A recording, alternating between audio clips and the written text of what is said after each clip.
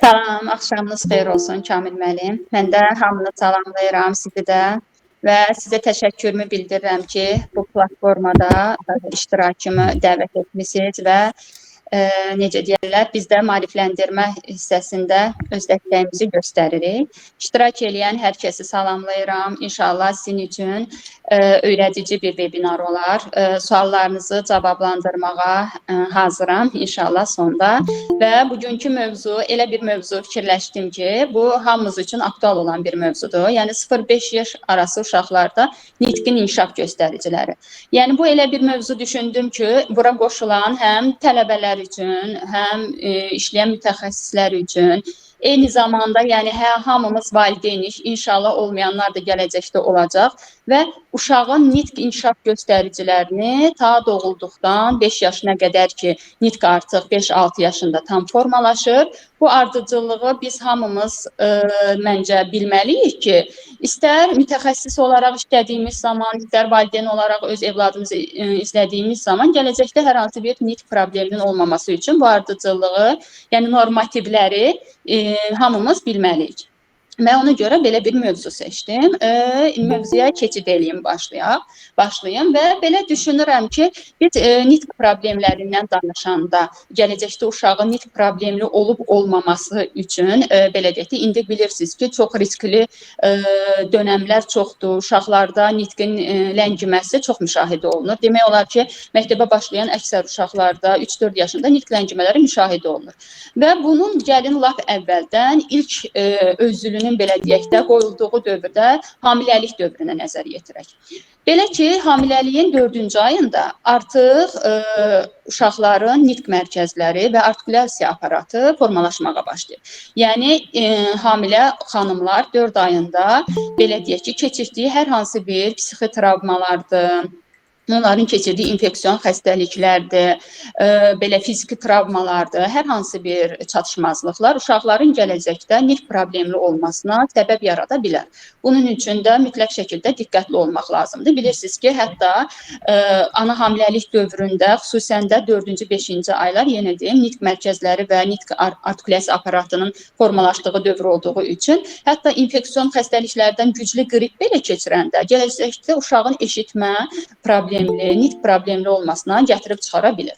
Bundan sonra isə hamiləlik dövründən sonra isə ilk doğuş zamanı, uşaq dünyaya gələn zaman, yəni bunun keysəriyyə yolu ilə, təbii doğuş ilə və eyni zamanda uşağın doğum anında hansı belə deyək də çətin doğuşlarda isə baş beyin zədələnməsi, xüsusilə nitq mərkəzlərinin zədələnməsindən uşaqların gələcəkdə nitq qüsurlu olma ehtimalı vardır ki, mən hər zaman deyirəm ki, təbii doğuş mütləq şəkildə əgər ehtiyac olmarsa, uşaq və ana üçün təhlükəli bir vəziyyət yoxdursa, təbii doğuşu hər zaman dəstəkləyirəm. Çünki keysəriyyə yolu ilə dünyaya gələn uşaqların əksəriyyətində nəfəs çatışmazlıqları olur və gələcəkdə onlarda sensor problemlər müşahidə olunur. Çünki belə deyək də, uşaq ana bətnindən təbii doğuşla müəyyən çətinliklərdən keçərək və təbii yolla dünyaya gəlir. Amma keysəriyyədə birbaşa ana bətnindən belə deyək, havaya çıxır və bu da uşaqların ağciyərlərinə çox mənfi təsir göstərir. Belə deyək, bu tip bir tərəfdir. Buna çox toxunmayaq, amma sırf nitq problemi gələcəkdə olmaması üçün bu şeylərə inşallah gələcəkdə valideyn olacaq, inşallah hər bir izləyicimiz bunlara diqqət etsə yaxşı olar. Və doğuşdan sonra ilk 0-3 ay uşaqlarda reflektor ağlama dövrü. Yəni, uşaqların ilk, belə deyək ki, ağlayışı, ilk uşağın dünyaya gələn zaman onun qışqırması, ağlaması, onun həm nevroloji vəziyyətini müşahidə eləmək olar, həm də loqopedik vəziyyətini burada gələcəkdə nitq probleminin olub-olmamasını bilmək olar. Yəni, uşağın ilk qışqırığı, ilk ağlayışı əgər daha yüksək səslə və daha yüksək səslə, daha aydın şəkildədirsə, bu uşağın normal, lakin uşaq səsi çıxmırsa, çox zəif çıxırsa, belə deyək də, çox xırıltılı çıxırsa, bu uşağın nevroloji statusunun olmasına və yaxud gələcəkdə nitqində problem olmasının göstəricisidir. Bilirsiniz ki, belə uşaqlarda çox vaxt asfiksiya ilə doğulan uşaqlardır ki, oksigen çatışmamazlığı nəticəsində, yəni adətən belə uşaqlarda baş beyin travması olur, boğulmalar olur və yaxud da ki, döl uşağın boğazına dolandıqda belə hallarına müşahidə olunur ki, bu da gələcəkdə həqiqətən uşaqların nitqində problem olmasına gətirib çıxarır və uşağın ilk ayları 3 ayına qədər uşaqlarda reflektor ağlama dövrüdür. 3 ayından isə artıq uşaqlarda bir dirçəlmə olur. Belə deyək, ana ilə ilk dialoqlarını qururlar ki, bu da qığıldama yolu ilə olur. Və bu zaman ilk səslərin artikulyasiyasını yaradırlar. Burada O, E, U səslərini artıq artikulyasiya etməyə başlayırlar. Yəni, bunlar vasitəsilə qığıldama zamanı artıq dodaqlarını, baxın, üz mimik əzələlərini, saitləri tələffüz eləyərkən A, O, U, mən indi onu tam sait kimi tələffüz edirəm, amma uşaqlar onu qığıltı formasında eləyir. Və bu ana ilə ilk dialoqu və səslərin ilk artikulyasiya olunma dövrüdür 3 ayında. Və bu dövrdə valideynlərə həmişə tövsiyə olunur ki, nə qədər bildiniz, maksimum dərəcədə uşaqlarla o qığıldama dövrünü uzatın. Çünki uşaq qığıldadığı zaman, belə deyək də, ana ilə həm ilk dialoq. Misal xanım, zəhmət olmasa səsinizi bağlayın. Hə, gözləyim bir dəqiqə, üzrlü sahib. Aha, buyurun.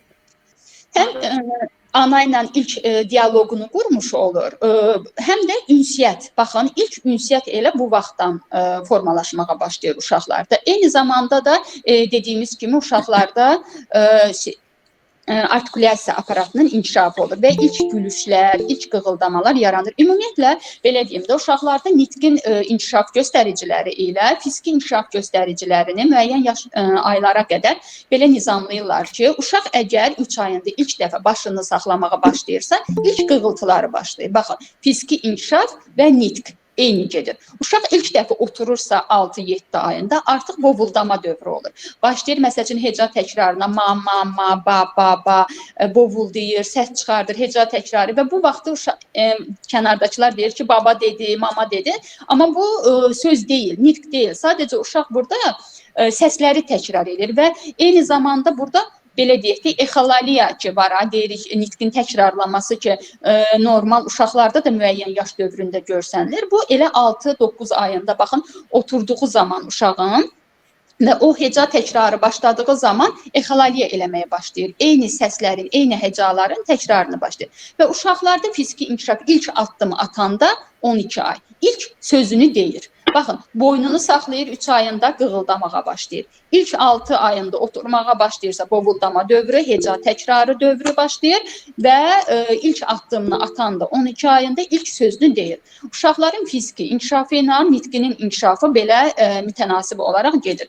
Amma indi çox təəssüf ki, yəni belə problemlər çoxdur uşaqlarda, həm nitq problemləri həddən artıqdır, istər fiziki, istər nitq, amma yəni valideynlər diqqətli olsalar, bunları, yəni artıq risk görsələr ki, hə, uşağı ayına uyğun nitqi, fiziki inkişafı yoxdursa və bunun üçün mütləq şəkildə belə deyək, tədbir görməlidirlər. Ev şəraitində vacib deyil ki, hər dəfə mütəxəssisə aparmaqlar. Ev şəraitində valideynlər özləri bunun qarşısını ala bilərlər. Və qeyd etdiyimiz kimi 3 ayında artıq uşaqlarda ana ilə dialoq yaranır. 4-5 ayı, 6 ay isə uşaqların bovuldama dövrüdür. Bayaq dediyimiz kimi onlar artıq intonasiya uyğun olaraq intonasiyanı seçə bilirlər. Məsələn, yəqin ki, hamınız o uşaqlarla qarşılaşdığımızda adicə səbəbsiz yerə uşağın üstünə zarafatla belə səsimizi qaldırsaq, uşaq dodağını büzür, amma onu ilə şən halda danışanda uşaq gülür. Yəni artıq bizim səsimizin intonasiyasından artıq 5 ay, baxın, 4-5 ay. Artıq intonasiyadan onlar nitqi anlaya bilirlər və heca təkrarını edirlər və bu ayda artıq biz belə deyək də əmzikdən əmmədən, qaşıqdan yemə dövrünə keçə bilərik. Məsələn, adi meyvə pürəsi uşaqlara verilir. az miqdarda və yaxud da hər hansı bir uşaq karşaları verilir. Qaşıqla qidalanma özü də inarsız gələcəkdə nitqin aydın və səlis olması üçün əsas vacib göstəricilərdən biridir. Təsəvvür eləyin ki, bir də burada ən vacib nüansı mən qeyd edeyim. Ola bilər ki, o sonrakı idi, amma yadıma düşmüşkən deyim ki, uşaqlar qida qəbul edərkən, yemək yeyərkən çox xahiş eləyirəm telefonlara qəti surətdə baxmasınlar.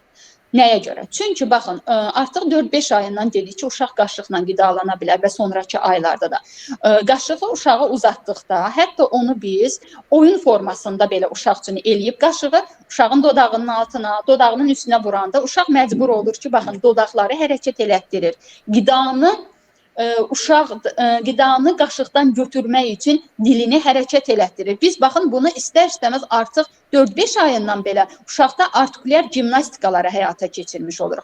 Və qaşığı məcbur olur ki, qaşığı uzaqda saxlayanda uşaq məcburdur qaşığın arxasıcan gəlib qidanı qaşıqdan götürsün. Mimik əzələlər işləyir. Eyni zamanda uşaq başlayır dişləri ilə az da olsa belə deyək, püre halında qida belə olsa diş ətlərindən dişə toxunur. Diş və diş ətlərində damaqda hissiyat artmış olur. Dad bilmə, dad reseptorları. Bunlar hamı işləyir və uşaq qidanı ağzında hərləyir. Baxın, dil ağızda necə ki qidanı sağa sola veririk. Tərpədir və udur. Qırtlaq əzələləri də işləmiş olur. Amma uşaq telefona baxanda nə olur?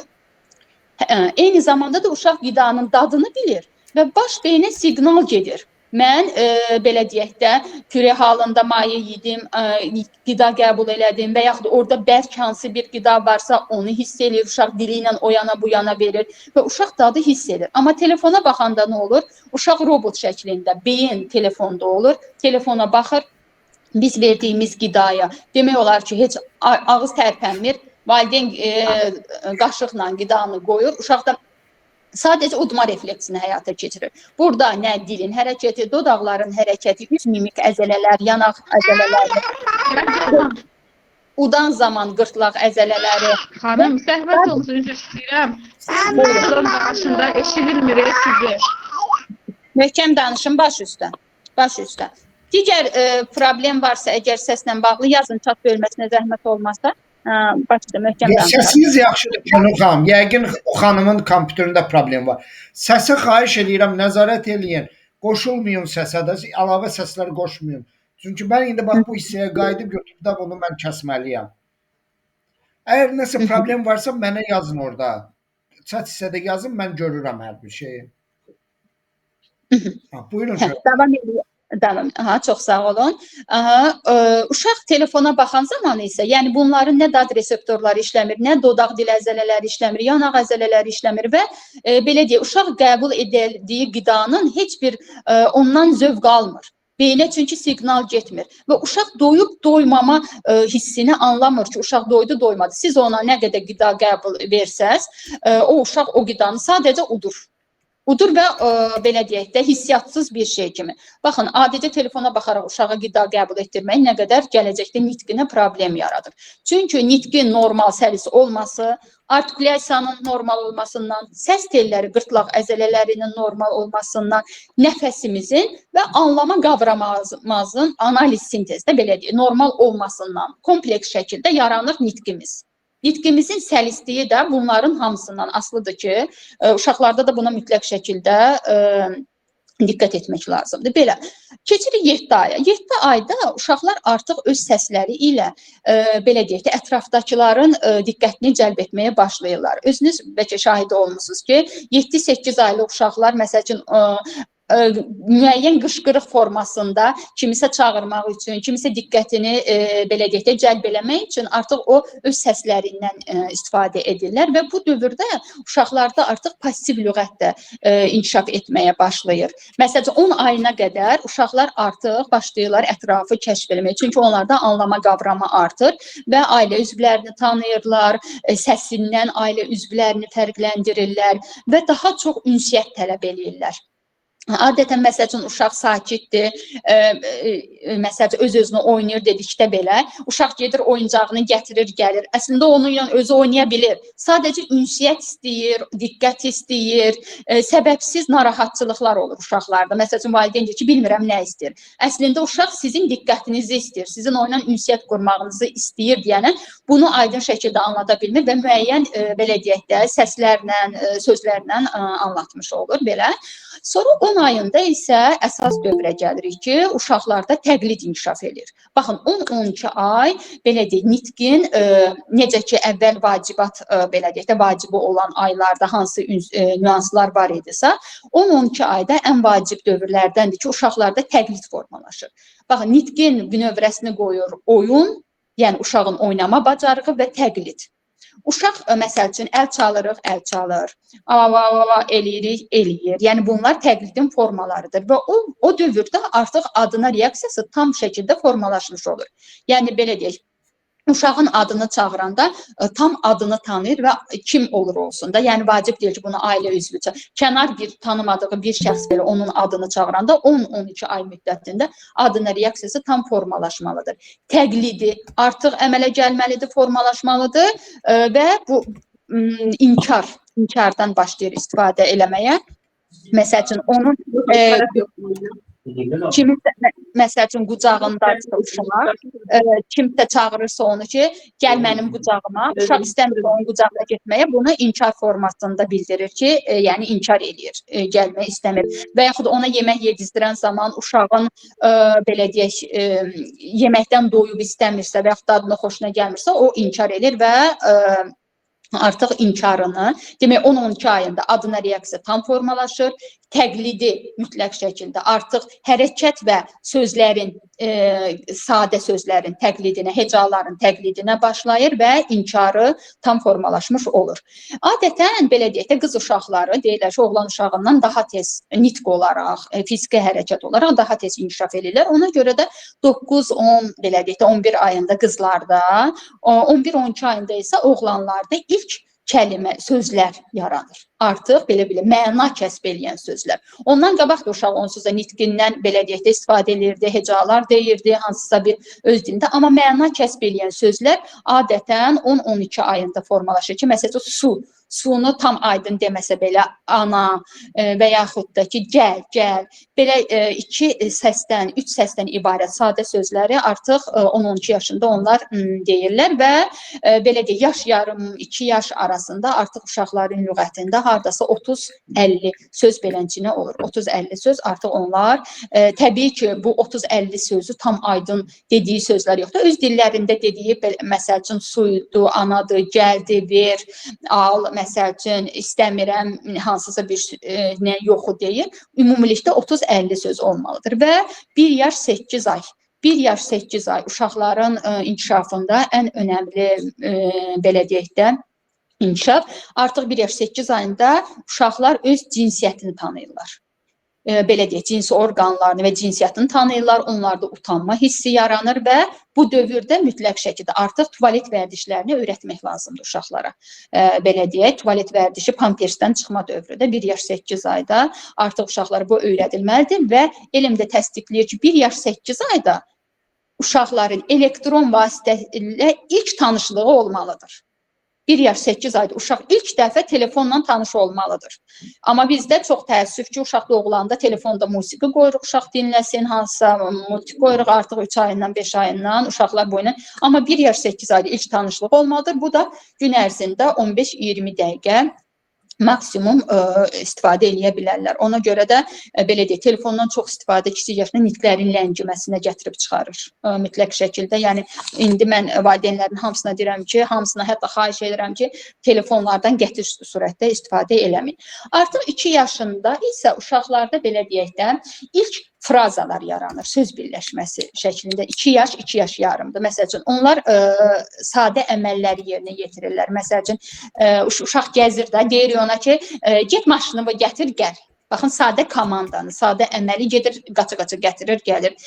Nə bilim, suyu iç. stolun üstündəsə gedib götürür suyunu içir. Baxın, ilk əmirlərə tabe olurlar və ilk komandaları yerinə yetirirlər və ilk frazalar yaranır. Yəni söz birləşmələri yaranır ki, məsəl üçün deyir ki, ata gəl, belə deyək də, su ver, alma ver. Bax, belə ilki sözdən ibarət frazalardan istifadə edirlər və bu dövrdə onlar artıq oyuncaqları ilə, şəkilləri ilə danışmağa başlayırlar ki, bu dövrdə uşaqlarda dialoq qurmaq. Monoloq və dialoq, yəni uşaqların nitqinin inkişafı üçün artıq dialoq qurmağa başlayırlar. Belə deyək də, birinci monoloq qururlar, uşaqlar özü-özünə danışır. Daha sonra isə məsələn gəlinciyi ilə danışır. Gəlinciyi ona belə deyək, cavab verir, onun yerinə də cavab verir və öz yerinə də olan nitqi belə deyək də göstərir. Məsəl üçün deyir ki, istəyirsən, su istəyirsən, məsəl üçün qaşıqla ona yemək verir, ye, yatızdırır onu, lay, yat, yəni uşaqla və yaxud oğlanlar maşınla oynayırlar və ilk belə deyək də monoloq, dialoqu qurmağa başlayırlar. Amma çox təəssüf ki, Down sindromlu uşaqlarda bu belə deyək də dialoqun, monoloqun qurmağı, oyunlarla, daha doğrusu oyuncaq və şəkilləri ilə danışmağa 4-5 yaşında olur. Yəni Down uşaqlarda adətən belə dövrdə, belə 4-5 yaşında bunları müşahidə edirik. 3 yaş yarım dönəmində isə artıq uşaqların nitqində hardasa 1000-ə qədər söz olmalı. 750-1000-ə belə deyək də söz olur və onlarda bu dövrdə ən əsasən də qızlarda nə başlayır? Xəbərçilik. Belə deyək, xəbərçilik nədir? Məsəl üçün, yəqin ki, balaca evdə uşaq olanlar hamı müşahidə olunur ki, xüsusən də bu qız uşaqlarında olur. Kimsə nəsə eləyir, o otaqda qaçıb o birisinə xəbər verir. Yəni, bundan böyük bir zövq alır ki, gedib kiməsə nəyisə xəbər vermək. Bu dövr xəbərçilik dövrü başlayır. Bu, əsasən uşaqlarda bunu biz qadağa qoyuruq, olmaz demə. Amma bu uşağın nitqindən istifadəni sevmək kimi qiymətləndirilir də, belə deyək. Uşaq artıq öz fikrini izah eləyir, lüğət ehtiyatı artır, aktiv lüğəti artır və bunu belə deyək də kiməsə çatdırmaqdan zövq alır. Ki, məsəl üçün, burada adətən özümüz eləyirik, nəsə eləyirik, bilirik ki, o bir otaqda kiməsə xəbər verəcək də. Bunu bir növ uşağa kobud şəkildə qadağa qoymaq əvəzinə, yəni onun öz nitqindən zövq almamaq əvəzinə, daha doğrusu bunu oyun şəklinə, məzəli bir şeyə çevirin və uşaqla uzadın bunu ki, maraqlı, həm özünə maraqlı olsun, həm o nitqindən istifadə etsin və gedib, belə deyək, xəbərçilik formasında xəbər çatdırdığı adam da ondan gətirdiyi xəbəri nitq formasında alsın, söz formasında alsın ki, uşaq rahatlıqla öz belə deyək, fikrini izah eləyə bilsin.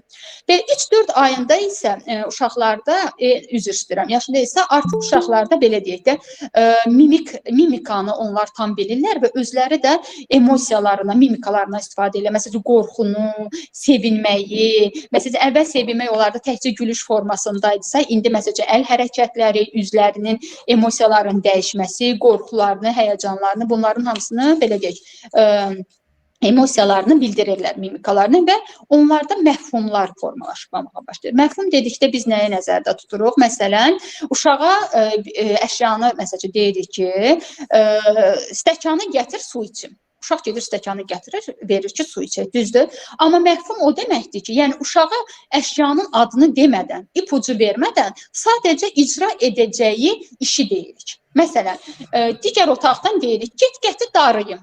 Baxın, uşaq məfhumu anlayır ki, biz ona daraq demişik. Biz ona ipucu sadəcə darıyım, feili dedik, daraq. Və yaxud, get gətir, çörəyi kəsim. Uşaq gedir, bıçaq gətirir.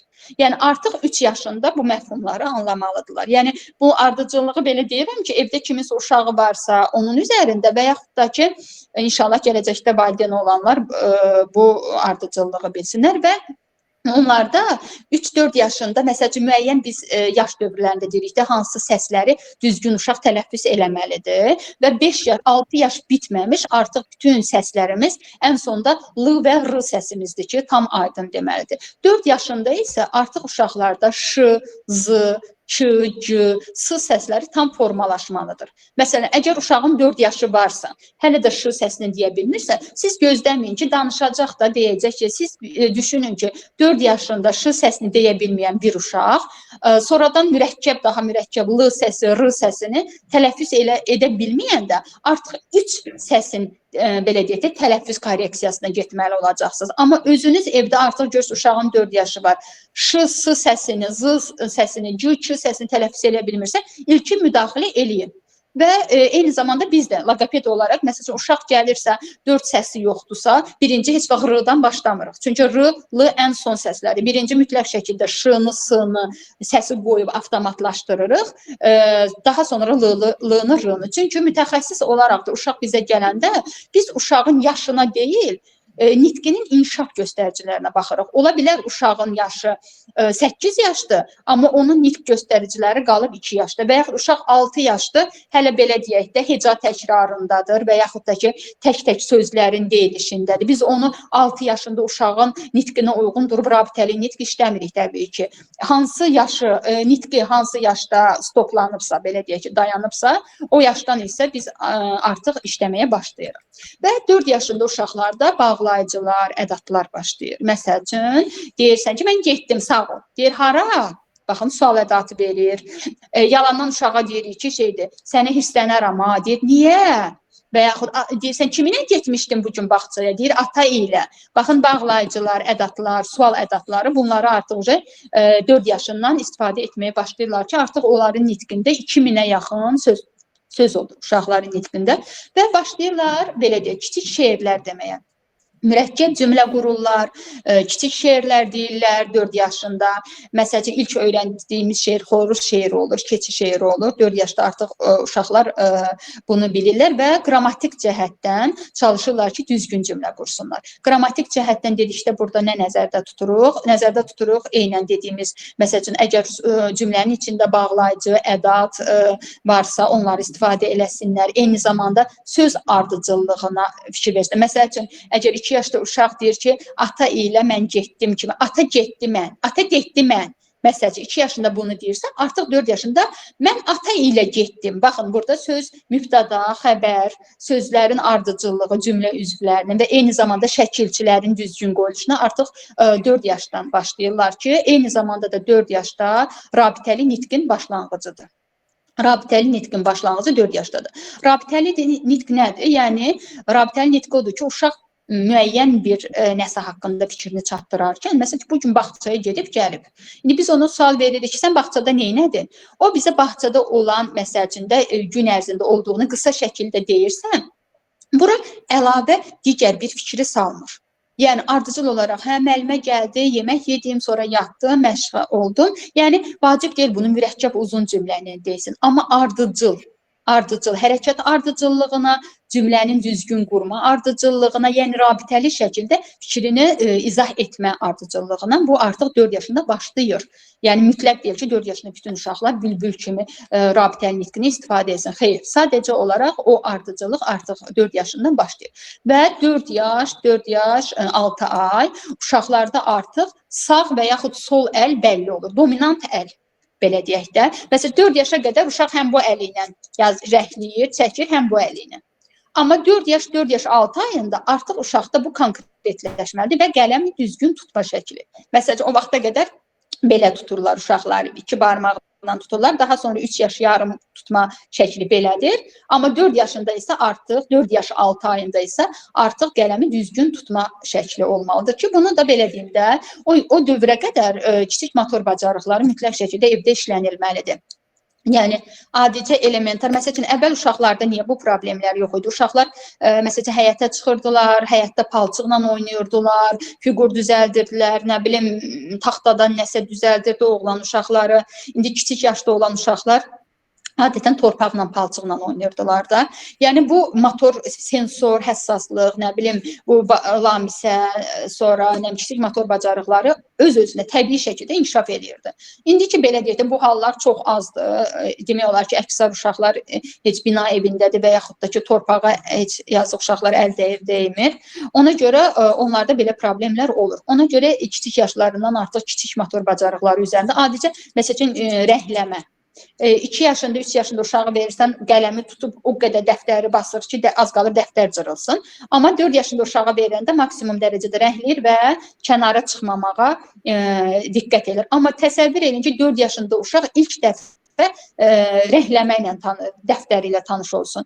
O neyəcək? O elə 2 yaşındakı uşağın ilk göstəricilərini bizə təqdim eləyəcək. Çünki axı uşaq bunu bilmir, qələmi ilk dəfə tutur, qələm tutma bacarığı tam formalaşmayıb. Ona görə də hər yaşda, yaşa uyğun olaraq uşaqlarda belə deyək ki, buna diqqət eləmək lazımdır və uşaqlarda belə deyək də bu dövrlərdə artıq 3-5 yaş arası belə də nitqin dominant dövrüdür və onlarda nitq digər psixi proseslərə nisbətən çox sürətlə inkişaf edir. Passiv lüğət keçir aktiv lüğətə. Passiv lüğət yəni uşağın bildiyi söz bazasıdır, belə deyək topladığı söz bazasıdır. Aktiv lüğət isə onun ağzından çıxararaq ifadə etdiyi nitq vasitəsilə bu artıq çevrilir aktiv lüğətə. Və bayaq dediyimiz kimi dominant əl, sol və sağ əl artıq belə deyək də təsdiq olunmalıdır. İndi sizə bir şey deyim. Məsələn, dominant əli necə bilə bilərik ki, kim sağ əlli, sol əllidir? Məsələn, birinə qələmi uzatsaz və ya stolun üstünə qoysaz ki, götür mənə şəkil çək. Hansı əlini ilk uzadıb götürürsə, demək o əl uşağın dominant əlidir və məcbur deyil ki, uşaq sol əllidirsə onu mütləq sağa keçirin. Əgər uşaq solla rahat yazırsa, qoyun sol əlli qalsın. Yəni sol əldən məcbur sağ əlinə keçirtmək özü də beyin yarımkürələrinin belə deyək də fəaliyyətinə zərər yetirir. Və eyni zamanda məsəl üçün eşitmə diqqəti üzərində işləyəndə biz dominant qulaq tərəfdə daha çox otururuq, o üzərində işləyirik, daha sonra hər iki qulaqda işləyirik. Məsələn, dominant qulağı istəyirsinizsə müəyyən eləmək, məsələn mütəxəssislərdə necə işləyir? Məsələn, uşağa deyir ki, gəl qulağıma söz deyim. Uşağı pıçıltı ilə qulağına çağırıb söz demək istəyirsə, mütləq şəkildə dominant qulağı hansıdırsa, o qulağını sizə verəcək. Yəni onu. Və yaxud da dominant ayaq bilmək istəyirsiniz. Məsələn, uşağa bir pləkanı deyirsiniz ki, o pləkanı qalx. İlk hansı ayağını qoyursa, bilin ki, o ayaq onun dominant ayağıdır. Yəni işləyən zaman adətən mütəxəssislər lazım olur beləncə şeylər, o tərəfindən deyirəm. Belə sonra da ki, artıq uşaqlarda 5-6 yaş, uşaqlarda nitqin belə deyək də maksimum inkişaf dövrüdür. Artıq 3500 söz olur və 6 yaş bitməmiş bütün səslər düzgün deyilməlidir və ən sonda r səsini düzgün deməlidirlər və bu yaş dövründə artıq məktəbə hazırlıq belə deyək də dövrü hesab olunur və akademik bacarıqlar formalaşır. Akademik bacarıqlarda biz dediyimiz kimi qələm tutmaq, müəyyən rəhləmə, xətt çəkmək, məsələn akademik bacarıqlar artıq məsələn uşaq 6 yaş, 5 yaşdan sonra 10-a qədər saymaq, 4-5 rəngi tanımaq, sadə geometrik fiqurlar, üçbucaq, dairə, sadə bir şeyləri tanımaq. Yəni bunlar artıq uşağın akademik bacarıqlarının belə deyək də bünövrəsinin qoyulduğu dövrdür və buna da diqqət etməliyik. Bu ardıcıllıq belə deyək pozulduqda artıq uşağın nitqinə mənfi təsir göstərir. Və bu ardıcıllığı həm valideynlər, həm də biz mütəxəssislər mütləq şəkildə bilməliyik ki, uşaqla işləyən zaman belə deyək də uşağın harda, nə kimi problemi var, onları bilə bilək. Belə, bu qədər. Kamil müəllim, sualları olan varsa, hansısa bir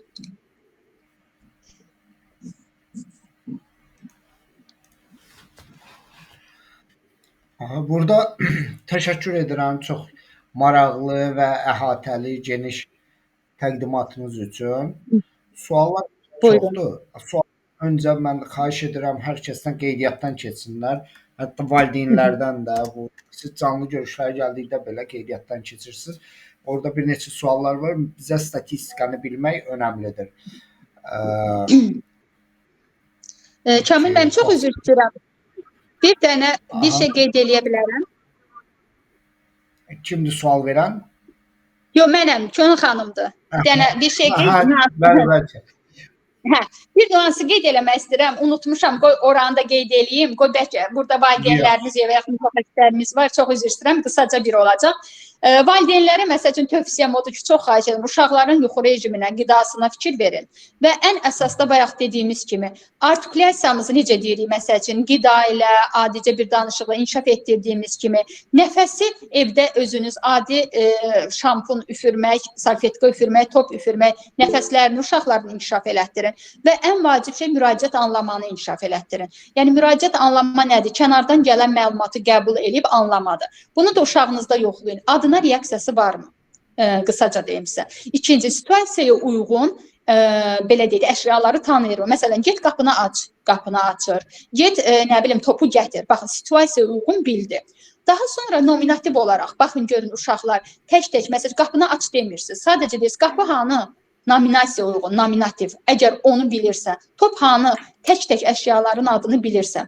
Artıq uşaqlar cümlə qurarkən, bayaq dediyimiz gibi, uşaqlar cümlədə söz ardıcıllığına diqqət eləyirmi, etmirmi, bağlayıcılardan, şəkilçilərdən düzgün istifadə edirmi, etmirmi və ən son 6 yaşda, uşaqlar 6-7 yaşda fikir verin uşaqlarınız mücərrəd qavrayırmı, mücərrəd anlayışları. Məsələn, mücərrəd anlayış dedikdə nədir? Yadınıza salın, hamımız məktəb vaxtında dost dosta tən gərək, tən olmasa gen gərək. Sadə atalar sözünü keçirdik və bunu izah eləyirdik ki, nə deməkdir? Sadə atalar sözü uşaqlarınızın başa düşəcəyi səviyyədə deyin və onun izahını tələb eləyin. Əgər uşaqlarınız o sadə atalar sözünü mənimsəyir və onu sizə izah eləyə bilirsə sadə dildə, demək ki, müraciət anlama səviyyəsi tam formalaşmışdır və düzgün, nitqin, intellektin olması üçün uşağınız tam, belə deyək də, normaldır. Bu qədər.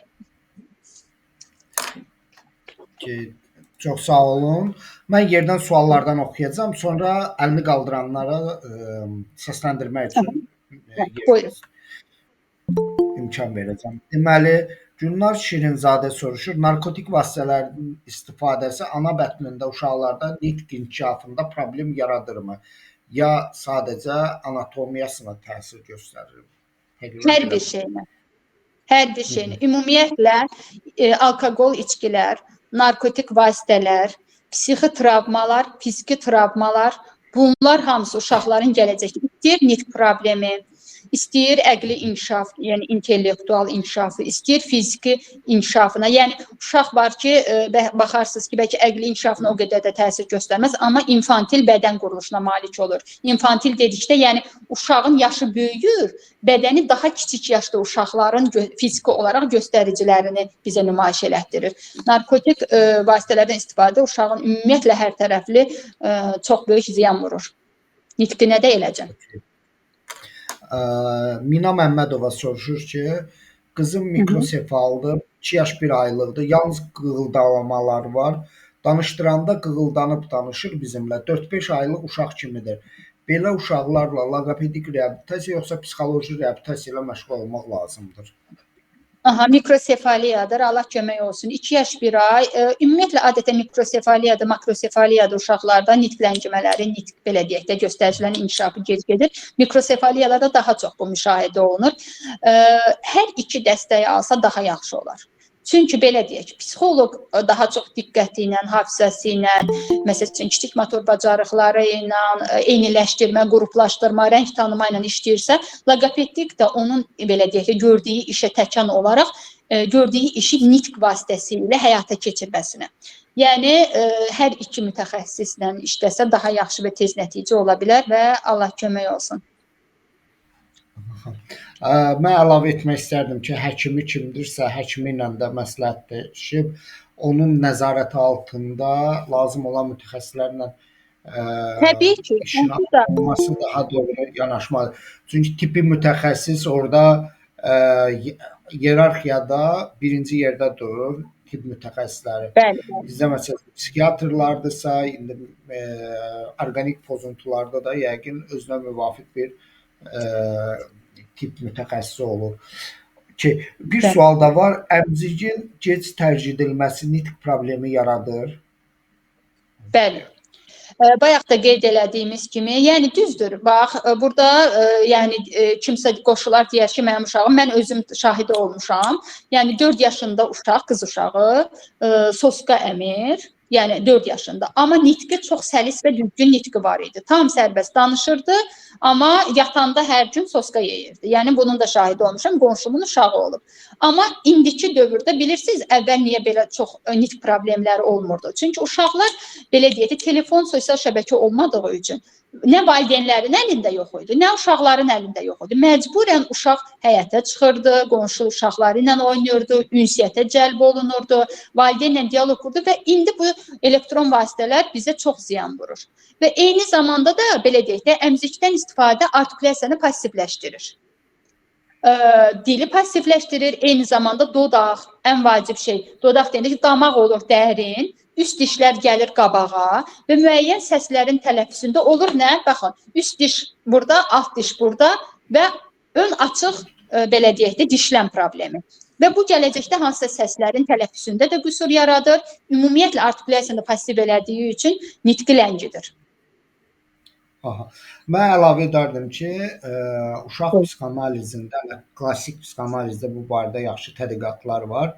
Səhv etmirəmsə, Wilhelm Reich'da xarakterin formalaşmasını hələ uşağın ana döşünə əmmə formasına görə müəyyənləşdirən bir nəzəriyyəsi var onun ki, uşaq ananın döşünü necə əmirsə və yaxud da ki, çeynəyir, dişləyir və s. ona uyğun da xarakterin təməlləri qoyulur. Əmzikdən uzun müddət istifadə edəndə uşaqların tələbatları frustrasiyaya məruz qalmır və yeni tələbatlar ortaya çıxmır. Uşağı danışması üçün o həm də bunu danışmağı istəməlidir. İçəridən bir istək olmalıdır.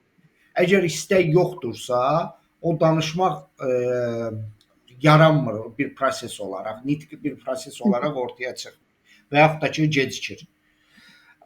Nur Muradova soruşur ki, Könül xanım, qızım 1 yaş 2-ci aydadır, artıq, amma heç sözlər demir, 8 ayında ata, ana, baba, doli, qani deyirdi, 11 ayında gəzməyə başladı, artıq heç bir söz demir, dediklərini də unudub, bunu necə həll edə bilərəm?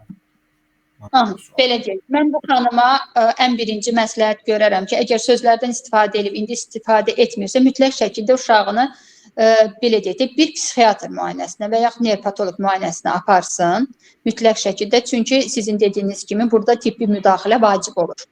Çünki nitq olub sonradan nitqi unutma artıq belə deyək, psixiatrın daha doğrusu müayinəsi mütləq şəkildədir. Və mənim sizə belə deyək də köməkliyim və yaxud verə biləcəyim məsləhət, uşağınızın göz kontaktına baxın, sizinlə qurduğu ünsiyyətinə baxın, anlama qavramasına baxın, təbii ki, yaşına uyğun olaraq. Bunlar nə səviyyədədir? Əvvəlki kimi qalıb, inkişaf eləyir, yoxsa onlar da yoxdurmu? Yəni bunu. Əgər, məsələn, inşallah getdiniz psixiatra, heç bir probleminiz yoxdursa, ev şəraitində adicə evdə olan oyuncaqlarınızla yenidən nitqini bərpa etməyə çalışın, hər bir şeyin, ümumiyyətlə uşaqlarınızla istər geyindikləri zaman, hər bir geyiminin adını deyin. Çünki o uşaq onu indi nitqində ifadə eləyə bilməsə belə, onu passiv lüğətinə yazır. Adicə bədən üzvlərini, məsəl üçün, əlcəyi ələ geyinirik. Buna əli də deyin, əlcəyi də geyinin. Coraba ayağa geyinirik. Ayağını da izah eləyin, corabını da izah eləyin. Bu, uşağın passiv lüğətində yığılır. Uşağın nitqi ləngisə belə, ən azından intellekti ləngimir. Və ətraf mühitdən gələn, belə deyək də, beyin inkişaf elədiyi üçün daim məlumatlandığı üçün ətrafdan gələn digər məlumatları da sonra rahatlıqla qavraya bilir. Yəni, bir də görürsünüz, 4 yaşında uşaq gəlir, uşaq bədən üzvünü tanımır. Yəni, bu necə, bədən üzvü artıq biz balaca vaxt neçə yaşından artıq başındı, burnunanı, başınanı göstərir. Yəni, 4 yaşında, 3 yaşında bir uşağın geyimini, bədən üzvünü tanımaması əlbəttə ki, onun nitqi ləngiyəcək. Demək ki, burada pedaqoji baxımsızlıqdır. Valideyn, belə deyək də, uşağa bunları öyrətmir. Burada uşağı qınamalı bir şey yoxdur. Sizə mütləq şəkildə, xanım, bir psixiatrla məsləhətləşin, uşağınızı müayinə elətdirin, inşallah problem olmasın, sonra da özünüz nitqi ilə işləyin evdə və yaxud mütəxəssis dəstəyi alın. Çox sağ olun.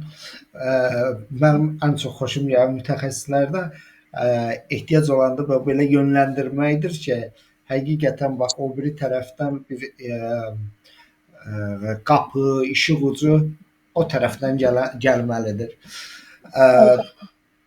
Vüsalə Səfərəliyeva soruşur ki, mənim 10 yaşında uşağım var, amma bütün günü oyuncaqla oynayır. 10 yaşında. Aha. Aha, belə deyək. 10 yaşın göstəriciləri nədir xanım? Siz özünüz məsəl üçün normativ inkişafa baxın. 10 yaşında uşaq nə etməlidir? Akademik bacarıqlarla məşğul olmalıdır. 10 yaşında, 9 yaşında artıq oxu yazı vərdişləri tam formalaşmış olur. Akademik bacarıqlara tam yiyələşmiş oluruq. Nəfəs aktımız artıq 9 yaşında tam formalaşmış olur. Müraciət anlama, lüğət ehtiyatımız, rabitəli nitqimiz tam yüksək səviyyədə olur. Yəni oyun oynama dönəmi nə vaxtdır? Bizdə 3 yaşında. 2 yaş, 3 yaş, artıq belə deyək ki, 4 yaşa qədər. İndi siz uşağınızın bir valideyn olaraq göstəricilərinə baxın. Ola bilər uşaq, indi siz qısa məlumat vermisiniz. Bəlkə uşağın nitqi normaldır, akademik bacarıqları normaldır. Sadəcə adam var da, uşaq var da, yəni oyuncağa meyillidir, ona zövq verir. Tək uşaqdır bəlkə, oynayacağı digər kimsə yoxdur. Bəlkə özgüvəni az uşaqdır, özünə qapalı uşaqdır, sinifdə utanır uşaqlardan, gəlir evdə oyuncaqları ilə oynayır, sözünü deyir, onlarla belə deyək də oyun formasında. Yəni bu göstərici təkcə 10 yaşı var oyuncaqla oynayır, biz bu uşağa yəni nəsə deyə bilmərik. Tam ətraflı məlumat olmadığı üçün siz özünüz valideyn olaraq bu normativləri göz önünə götürün və uşağınızda hansılar var, hansılar yoxdur, ondan sonra artıq özünüz qərar verin ki, uşağınıza nə lazımdır. İki sualı da buradan səsləndirirəm, sonra əl qaldıranlara söz verəcəm. Televizorda baxmaq olmaz yemək yeyən zaman. Xeyr. Ümumiyyətlə qida qəbulu zamanı çox xahiş edirəm sizə baxsın uşaq. Sizin artikulyasiyanıza baxsın. Sizin ona yeməyi yedizdirən zaman ona o yeməyi zövqlə yeməyi eləyin ki, həm uşaq dilini işlətsin, ağzını işlətsin, həm yediyi yeməyin dadından və ana olaraq sizin onu qidalandırmağınızdan zövq alsın. O da bir sizinlə ünsiyyətdir, o da bir sizə bağlılıqdır, bir dialoq şəklidir.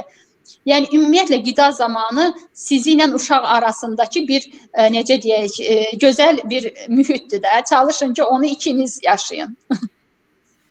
Aha. Çox düz vurğulayırsınız ki, uşağa baxın.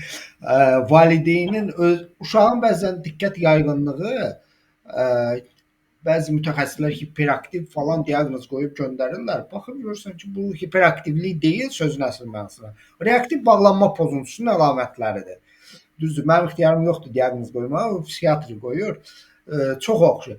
Valideynlər öz valideynlik funksiyasını yerinə yetirə bilməyəndə uşağın inkişafında başlayır və davranışında pozuntular özünü göstərməyə. Bəli. Siz uşaqla çox təmasda olun, uşağa daha çox baxın. Uşağı gündə müəyyən qədər say var ki, o qədər qucaqlamaq lazımdır, öpmək lazımdır, ona sözləri demək lazımdır ki, o pozitiv lüğətinə yığsın. Siz uşağa baxmırsınız, telefona baxırsınız. Uşaq da yemək yeyəndə başqa yerə baxır və yaxud da ki, sizin dediklərinizi eləmir. Sonra da yatırırsınız psixoloqun yanına və yaxud könül xanımın yanına ki, mənim uşağımı düzəldir. Birinci düzəlməli sizsiz yoxsa uşaqdır? Bu böyük suallar yaradır. Bəli, bəli. Pedaqoji baxımsızlıqda. İndi məsəl üçün yenə deyirəm, bax, mənim özümün bir işlədiyim 2 ildir uşağım var. Daha doğrusu artıq bitirdik. Bir R səsimiz qalıb. İnşallah fevraldan R səsimizi davam edəcək. Çünki məktəbə başlayır.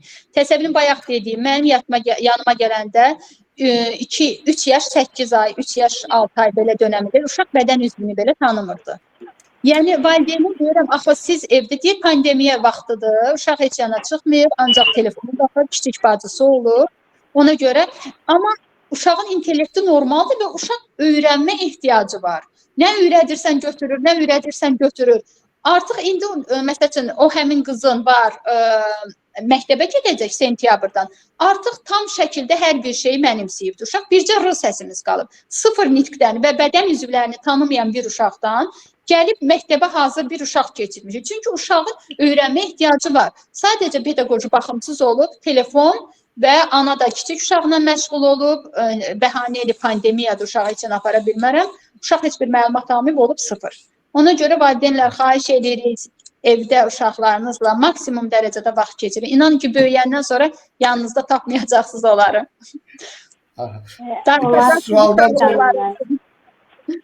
Biz sualdan da çox danışdıq. Geri gəlmişə bunun əks tərəfi də var. Pedaqoji baxımsızlıq və yaxud da həddən çox baxanlar. ki, Hiperqəyyumluq. uşağın Hiperqəyyumluq da pisdir, bəli, bəli. hiperqəyyumluq ondan da pis bir vəziyyətdir.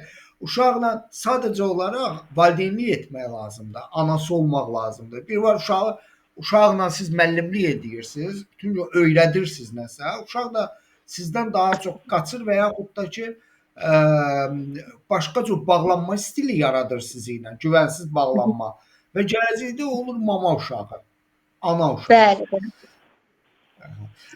WhatsApp-a bir dənə sual yazıblar, bir valideyndir. Xahiş edir ki, səsləndirin. Bilmirəm, orada yəqin yaza bilməyib. Deməli, oğlum 3 yaş 4 aylıqdır. Pasiv bazası var. 700-800 söz bilir. Lakin danışmağa tənbəllik edir.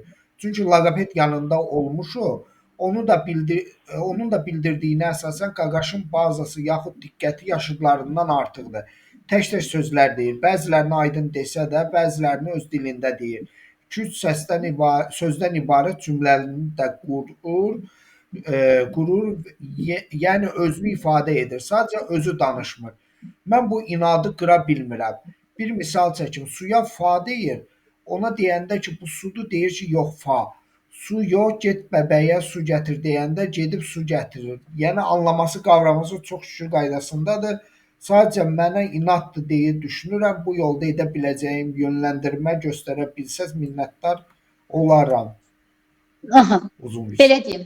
Bax, uzun bir mesajdır, amma sağ olsun valideyn çox ətraflı yazıb. Belə ətraflı olanda adam bilir. Anlama qavraması normaldırsa, uşaqlarda nitqi belə deyim, məcburi alma tərəfləri də var da, almağımız, məcburi almağımız. Məsələn, deyir valideyn ki, pasiv lüğəti yaxşıdır. Sadəcə onu aktiv lüğətinə çevirmək lazımdır.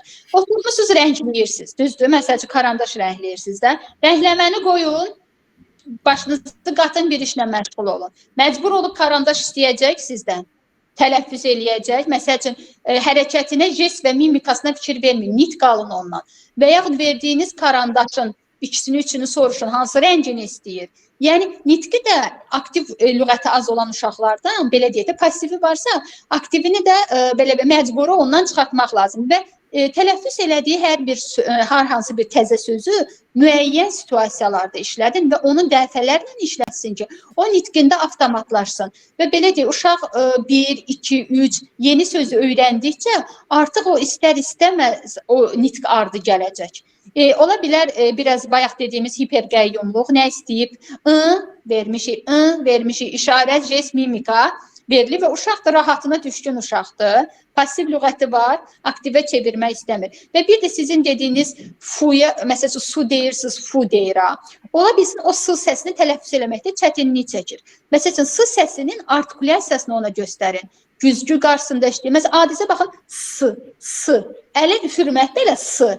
Uşaq o hissiyat yaranır və əksər uşaqlar o s-nı ona s-nı tələffüz edirəmmiş kimi yox, artıq bura gələn s, nəfəs, oyun, maraq, hissiyat, onda o qədər üstünlük təşkil edir ki, artıq fu-nu suya çevirir.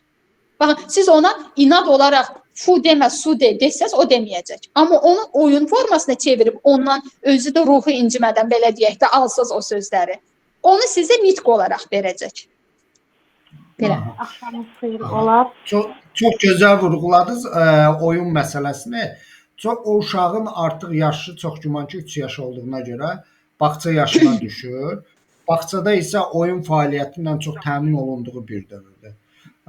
Təəssüf ki, valideynlər bəzən bağçaya aparmağa uşaqları, bəzi valideynlər tərəddüd edirlər ki, uşaq orada xəstələnər, uşaq belə olar, uşaq elə olar.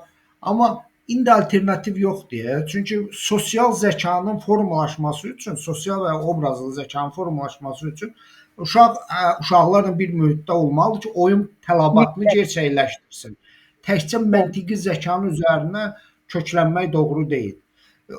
Çox güman ki, o uşaq bağçaya getsə, bağça mühitində siz dediyiniz kimi oyun fəaliyyəti təmin olunsa, tədricən o inad da qırılar. Suallar burada əl qaldıranlar var. Ardıcıllığı mən görə bilmədim, ona görə yuxarıdan bir verəcəm. Zülfiyə Səlimxanova.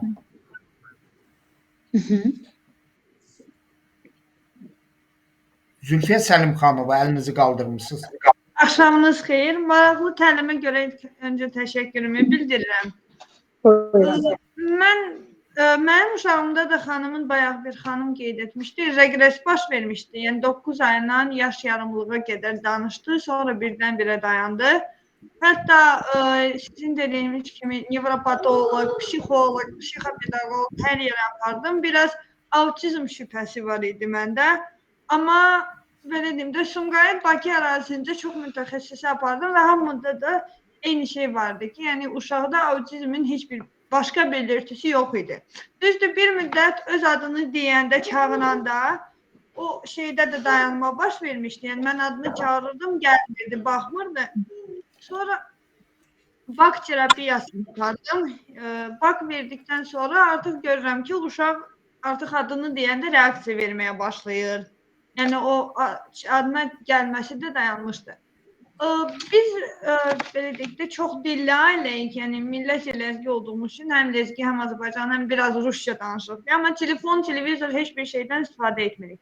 Başqa heç bir problem olmur. Yəni bu çox dilli olmağımız uşağın dilində o regresin olmasına səbəb ola bilər.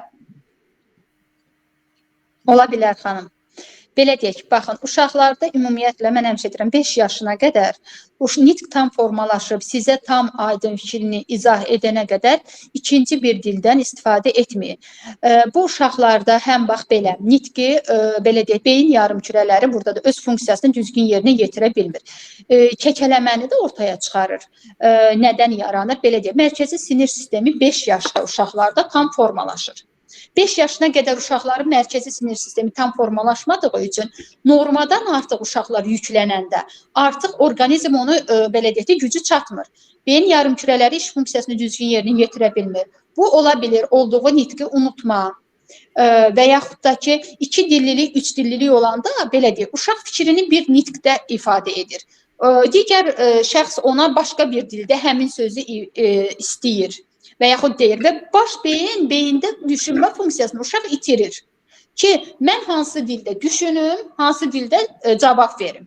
Və bu zaman nə olur? Yəni, uşaq özü bildiyini də belə deyək də unudur. Və eyni zamanda da bu kəkələməyə də yol açır. Yəni, mən özüm şahidi olmuşam. 3 yaşında uşaq nitqi çox yaxşı idi, amma valideyn daim telefonda. Uşaq məsələn soruşurdun ki, top nə rəngdir? Dedi, pink. Baxın, top nə rəngdir? Azərbaycanca qavrayır, cavabı bizə pink. Çəhrayı ingiliscə verir. Red, məsələn, K, maşına K deyirdi. Deyirdi, K sürürəm, məsələn. Baxın, o qədər yüklənmə oldu ki, artıq uşaq 5 yaşında ağır kəkələmə üzə çıxdı. Düzdür, valideynlər dedilər, qorxudan olur, nədən olur? Ola bilər, qorxu da burada şərtdir, amildir, amma beyin yüklənməsi. İndi sizin uşaqda da əgər heç bir digər göstəricilər yoxdursa, ola bilər ki, bunda 2-3 dillilik təbii ki, onun nitqinə müəyyən. Siz müəyyən, belə deyək də, ona mühit yaradın bir dildə. Bir dildə onu ilə tam, belə deyək də, nitqinin əvvəlki, heç olmasa əvvəlki vəziyyətə qayıtmış, aktiv lüğəti artsın, əvvəlki vəziyyətdə olsun, istəyini öz bir dildə sizə çatdırsın. Müəyyən dövrdən sonra artıq indi ailədə bu 2-3 dillilik varsa, onsuz da bu qaçılmazdır da, belə deyək, onsuz da istifadə olunacaq. Amma müəyyən dövr uşağa görə çalışın ki, bir dildən istifadə edin. Yəni, bu işlərdə mən həmişə deyirəm ki, bütün ailə səfərbər olmalıdır. Ailədə hamı bu işdə məsuliyyət daşıyır. Yəni, tək ananın üstünə məsuliyyəti qoymaq olmaz. Siz necə Kəniz xanım? Yəni, 1 yaşına qədər sadəcə bir dildə danışırdım. Ondan sonra da biraz da uşaq böyüdüyünə görə düşündüm ki, yəni artıq bir damcı 5 dəqiqə, 10 dəqiqə həftədə multikdən ziyanı olmaz. Amma dərslər olduğu ki, multikdə, yəni ləzgi dilində tapmaq olmurdu. Ya Rusça olurdu, ya Azərbaycanca. Tədris dili Rusça olacağına görə onu da qoydum. Və ondan sonra birdən-birə fikir verdim ki, sizin dediyiniz kimi, yəni geriyə getdi uşaq. İndi, əgər xanım, siz rus dilində, məsəl üçün, uşaqla danışırsınızsa və tədrisini də rus dilində qoyacaqsınızsa, onda baxacaqlarını da rus dilində eləyin ki, hal-hazırda onun heç nəyə baxmağa ehtiyacı yoxdur və qətiyyən qoymayın. Onsuz da nitqi ləngiyib. Onsuz da adına reaksiyası zəifləyib, indi yenidən düzəlib. Telefona baxmaq, nəyəsə baxmaq onu daha da geri salacaq. Onu ancaq çalışın, bağçaya qoyun, özünüz oynayın, amma bir dildə. Hər bir şeyinizi bir dildə. Müəyyən nitqi olandan sonra telefondan az-az istifadə, o da çalışın, heç olmasın. Bu qədər. Aha, çox sağ olun. Xahiş edirəm sual verəndə reqlamenti gözləyəsiniz. Çünki kifayət qədər çoxdur burada suallar. Yer gəlmişkən Sumqayıtdan bəli müraciət edənlər olur, mütəxəssis tapmaqda çətinlik çəkirlər. Mənim özümə də bu yaxınlarda bir uşaq gətirirlər Sumqayıtdan. Baxıram yazı uşaqla 1-2 il məşğul olublar, tamamilə başqa istiqamətdə. İndi biz təzədən bir ay ərzində 1 illik bir nəticə əldə eləmişik. Amma bağça tapmaq olar Sumqayıtda daha yaxşı bağça kompensasiya etmək üçün vəziyyətə. Aynur Əliyeva əlini qaldırıb. Saldırın aşağı. Buyurun Aynur. Axşamınız xeyir. Təşəkkür edirəm bu vebinarı təşkil elədiyiniz üçün. Mənim sualım belə olacaqdı ki, mən hal-hazırda mərkəzdə praktika keçirəm işimlə əlaqədar. Deməli, orada bir valideyn var. Valideynlə söhbət olunan zaman belə bir problem aşkar olundu ki, elə bir valideyn bu koronavirus vaxtı vaksinasiya vurdurubdu və vaksinasiyadan sonra hamilə olduğunu bilib. Hamilə olduğunu biləndə də 2 aylıq imiş uşaq. Və uşaq dünyaya gəlibdi. Uşağın hal-hazırda yeriməsi falan yox idi. Məsələn, nitqi yoxdur. Bəzi problemləri var ki, yəni çox üzə vurur da. Yəni bu vaksinasiya o qədərmi problem yarada bilər ki, uşaq hal-hazırda danışa bilmir. Yeriyir, müəyyən qədər də olsa, sadəcə sağ ayağı elə bir əyri formadadır. Bir də ki, uşaqda psixi inkişaf ləngiməsi diaqnozu qoyulubdur hal-hazırda və beyinci hissəsi deyirlər zədələnibdir. Yəni vaksinasiya bu qədərmi təhlükə yarada bilər ki? Belə deyək də Aynur xanım, bu yenə deyək, bu tibbi sahədir. Yəni biz burada belə deyək, uşaqlarda nitq problemləri haqqında, nitqin inkişaf göstəricilərindən danışa bilərik, amma bu vaksinasiyanın nə dərəcədə uşağa, anaya təsir göstərirmi? Bəlkə ola bilər ana vaksin vurdurub sadəcə o hamiləlik dövründə o dönəmə düşüb digər bir travma yaşayıb, genetik amillər var burada. Yəni çox göstərici var. Yəni bu tibbi tərəfdir. Yəni bunu yəni mən və yaxud da ki, hər hansı bir mən inanmıram ki, loqoped psixoloq bunu cavab verə bilsin. Bunu sadəcə tibb sahəsində işləyən həkimlər daha aydın və izahat gətirə bilərlər. Aha, aydındır. Çox sağ olun. Buyurun. Siz sağ olun. Rüsalə Səfərəliyeva.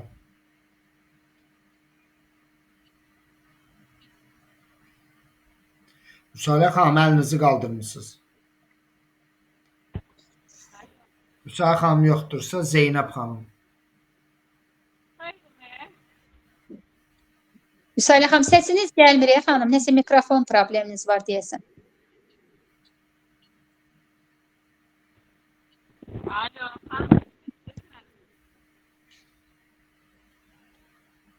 Rüsalə xanım, siz yazılı şəkildə zəhmət olmasa sualınızı yazın, səsiniz sizin gəlmir.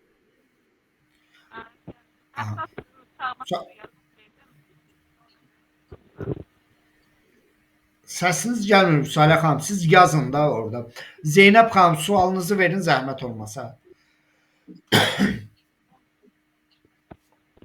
Çox xanım, sizə kifayət qədər vaxtınıza məlumat verərsiniz, biz yekunlaşdırarıq. Yox, Zeynəb xanım, buyurun. Uşaq 7 aylıqdır. Hal-hazırda ancaq dilini çıxardır. Bütün normativlər 7 ayına görə normaldır. Ancaq dilini çıxartmağa gələcək zamanlarda loqopedik bir problem yarada bilərmi nitqində? Dilini çıxarır yersiz, səbəbsiz? Yox, sadəcə diş çıxarma ərəfəsindədir. Bəlkə ona görə ehtimallar irəli sürürəm, amma belə loqopedik cəhətdən bir sonradan irəliləyən zamanlarda, illərdə problem ola bilər, yəni. Yoxsa belə hər şey normaldır. Yəni, əgər hər bir göstəricisi normaldırsa uşaqdır. Yəni, onun yenə deyirəm, bu dəqiqə öz orqanizmini tanıma dönəmidir. O, görürsünüz, əlini götürür gözünün qabağında, uşaq əlini gözünün qabağında oynadır. Nə bilim, dilini çıxarır. Nə bilim, belə deyək, öz saçını dartır. O, indi hal-hazırda öz orqanizmini kəşf etmə dönəmidir. Əli ilə dilini tutur. Bir də 7 ayına girib, bugün ata sözünü deyib. Yəni, düz normativlərə əsasən gedir, hər iki normal gedir. Qızdır da yəqin ki. Yox, oğlandır. Oğlanda adətən qızlarda belə olur maşallah 7-8 ayında artıq Allah saxlasın maşallah sağlam evladınız var. Narahat olmayın. Məncə heç bir problem olmayacaq. Sadəcə o öz artikulyasiya ola bilər əli ilə dilini də tuta bilər. Yəni bu normal haldır. Uşaq öz bədənini tanıyır. Dilini. Mən xalasıyam, dilini tuturam, əlimin altından dilini çıxardı. Yəni bir dəqiq bilmirəm oyun kimi onu vərdiş eləyib. Nədirsə yəni problem olmamağını istəyirəm ki, yəni gələcək illərdə buna problem. Yox, inşallah olmaz, amma yenə siz hər ay inkişaf elədikcə uşaq belə deyil izləyin.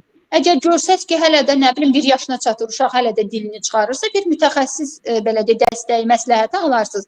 Amma yəni normativ olaraq hər bir şey normaldırsa, narahat olmayın. İnşallah ki, o da sadəcə oyun formasında vərdiş yəqin keçib gedəcək. Çox sağ olun təlim üçün də. Sağ olun, buyurun. Deməli, mən sualları oxuyuram yerdən. Kifayət qədər çoxdur. Çalışacağım birinciliyi valideynlərə verim. Mütəxəssislər inciməsinlər. Deməli, 2 yaşlı uşaq neçə söz bilməlidir və qurduğu cümlələr neçə sözdən ibarət olmalıdır? Mənim qızım 2 yaş 4 aylıqdır, ancaq çox danışmır, ancaq özün nəsə öz dilində danışır. Bəzən öz adını çağırır və gəl deyir. Öz adını çağırır və gəl deyir. 2 yaşında uşaq adətən bilməlidir 50-150 arası söz.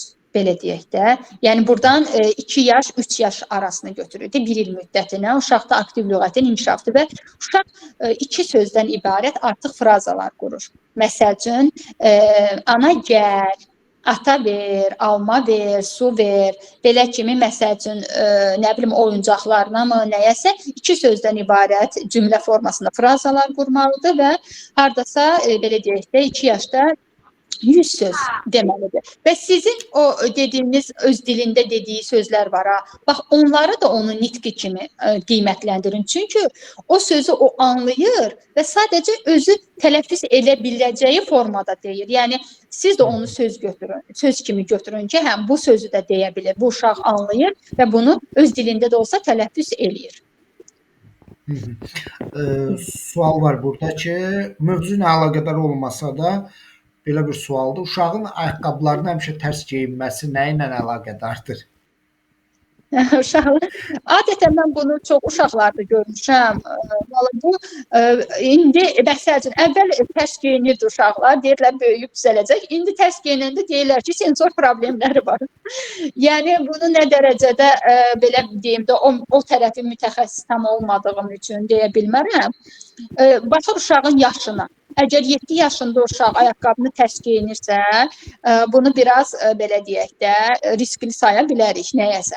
Amma 2 yaşında uşaq ayaqqabısını səhv geyinirsə, bu uşaqdır. Hələ sağ-sol anlayışını tam bilmədiyi üçün. Məsələn, baxın, uşaqlarda artıq 3 yaşında məkan anlayışları, altında, üstündə, içində, çölündə, sağ-sol, dominant formalaşana qədər artıq bunlar formalaşır. Əgər 3 yaş, 4 yaş və ya daha böyük yaşdadırsa, o vaxtı öyrətməyə çalışır. Amma kiçikdirsə, uşaqdır da, inşallah ki, düzələr, problem olmaz.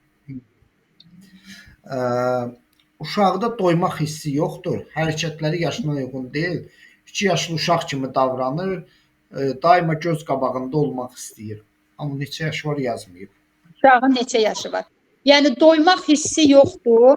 Doymaq hissi olmur adətən Down sindromlu uşaqlarda. Yəni Down sindromlu uşaqda belə deyək də bu hamı bilir, göstərici də artıq doğuşdan bilirlər. Amma digər uşaqlarda doymaq hissi yoxdursa, bunun loqopedik yöndə bilmirəm. Mənim yəni ixtisasıma uyğun olmayan bir sahə olmadığı üçün onu mən və uşağın hal-hazırda neçə yaşı var? Onu bilmədik biz. Sonra uşaq at deyəndə ta deyib təqlid edir. Ata deyəndə tata deyir. Nə ilə əlaqəlidir? Neçə yaşı var uşağın? Çox xahiş edirəm uşaqların yaşını qeyd eləyin. Uşaq ola bilər, məsəl üçün 2 yaşında uşaq belə deyək, fonematik olaraq bizdə fonetik qavrama var, eşitmə diqqəti var. Ola bilər 2 yaşında uşağa siz məsəl üçün at deyəndə o eşitmə diqqəti, fonoloji prosesi tam formalaşdırmadığı üçün onu ta kimi tələffüz eləyə bilər. Amma 4 yaşında uşağa ata deyirsinizsə, tata deyirsə və yaxud da ki, artıq bu yazıya keçən dövrdə, məktəbə hazırlıq dövründə ata deyib yazdırırsınızsa, tata yazırsa, bu artıq riskli qrupdadır. Yəni gələcəkdə disleksiya, disqrafiya olma riski var. Biz ona hələ diaqnoz yəni qoymuruq və deyə bilmərik. Sadəcə riskli qrupdadır. Yenə də çox xahiş edirəm, uşaqların yaşını qeyd edin ki, biz hansı, ola bilər 2 yaşı var, yəni bu normaldır. Uşaqda heca strukturu, səslərin yerini dəyişmə. Baxın, əgər uşağınız 3 yaşdadırsa, ona mütləq şəkildə məkan qavramlarını anladın. Məsələn, get nəyisə üstündən, get altından gətir. Uşaqda vizual olaraq məkanı qavrama, eyni zamanda sözü yazarkən və səsləri eşidərkən sözdə səslərin ardıcıllığını da formalaşır. Məkan olaraq artıq beyin hansı səsin hansı yerdə gəldiyini, necə ki, nəyinsə altında, üstündə, içində, sağında, solunda məkanı qavrayır. Eyni zamanda da səslərdə səsin hansı yerdə ardıcıllıq necə olmalıdır, onu qavrayırlar. Siz uşağınızda məkan anlayışlarını anladın, xanım. İnşallah düzələr. Aha, Yaqut xanım soruşur ki, 7 yaşındakı uşaq məsəl hesablayır, deyir 6, cavab amma 9 yazır. Deyirəm A hərfi, amma B yazır. Nə çaşmamazlığıdır? 7 yaş. Bayaq dediyimiz kimi 7 yaş artıq riskli qrupa hesab oluna bilər. Disleksiya, disqrafiya diaqnozu qoyulur 9 yaşda. Və bunu psixiatr, nevropatoloq qoyur. Yəni loqopedin, psixoloqun diaqnoz qoyma belə ixtiyarı yoxdur. Sadəcə bizə müraciət eləyəndə valideynlər biz deyirik ki, sizin uşağınız riskli qrupa ola bilər. Bunun üçün mütləq şəkildə belə deyək də müəyyən müddət pedaqoq, psixopedaqoqlar var. Dəstək alsanız məncə daha yaxşıdır. Nitqində problem yoxdursa loqopedə deyil də, sırf pedaqoqa, bir psixoloji dəstək də alın məncə uşağınız üçün. Əşya tanıyır, daha çox sözün 2-3 hərfini deyir, 2 sözlü cümlə qurur. Ata gəldi, mən qaldım filan, məsələn, salfetka göstərib qaqa deyir. Son hecalarını deyir, hər dediyini təkrarlayır. 25 aylıq qız uşağı normaldır. Bəli, normaldır. 2 yaşına görə bəli, normaldır. Çünki 2 yaşında uşaq qrammatik üzr istəyirəm. 2 yaşında uşaq hələ ki qrammatik cəhətdən düzgün cümlə qura bilmir. Sadəcə olaraq sözlərin bəzən olur çətin sözlərin ön hecalarını deyirlər. Sözü tam anlatmaq üçün, yəni narahat olmayın, 2 yaşına görə normaldır. Sual desin cavablandırdınız. Mənim oğlumun 10 yaşı var, üzündən oxuya bilmir, qısa oxuyur, ancaq oyuncaqla oynayır. Vallah, belə qısa oxuyur. Yenə deyirəm, 10 yaşında uşaq, bayaq xanım bəncə bu sualı başqa tip də vermişdi. Biz uşağın göstəricilərini bilmədik. O akademik bacarıqları zadı, o sualı verən xanım idi məncə. Yenə deyirəm, siz normativə uyğun olaraq uşağınızın bir valideyn olaraq izləyin. Əgər hər hansı bir çatışmazlıq hiss eləyirsinizsə, mütləq şəkildə, yəni psixiatra getməkdən, nevropatoloqa getməkdən qətiyyən çəkinməyin. Biz özümüzdə dəstək alırıq, öz evladlarımız üçün də dəstək alırıq. Mütəxəssis olsaq belə, valla biz də evladlarımızı dəstək almaq üçün aparırıq mütəxəssis yanına.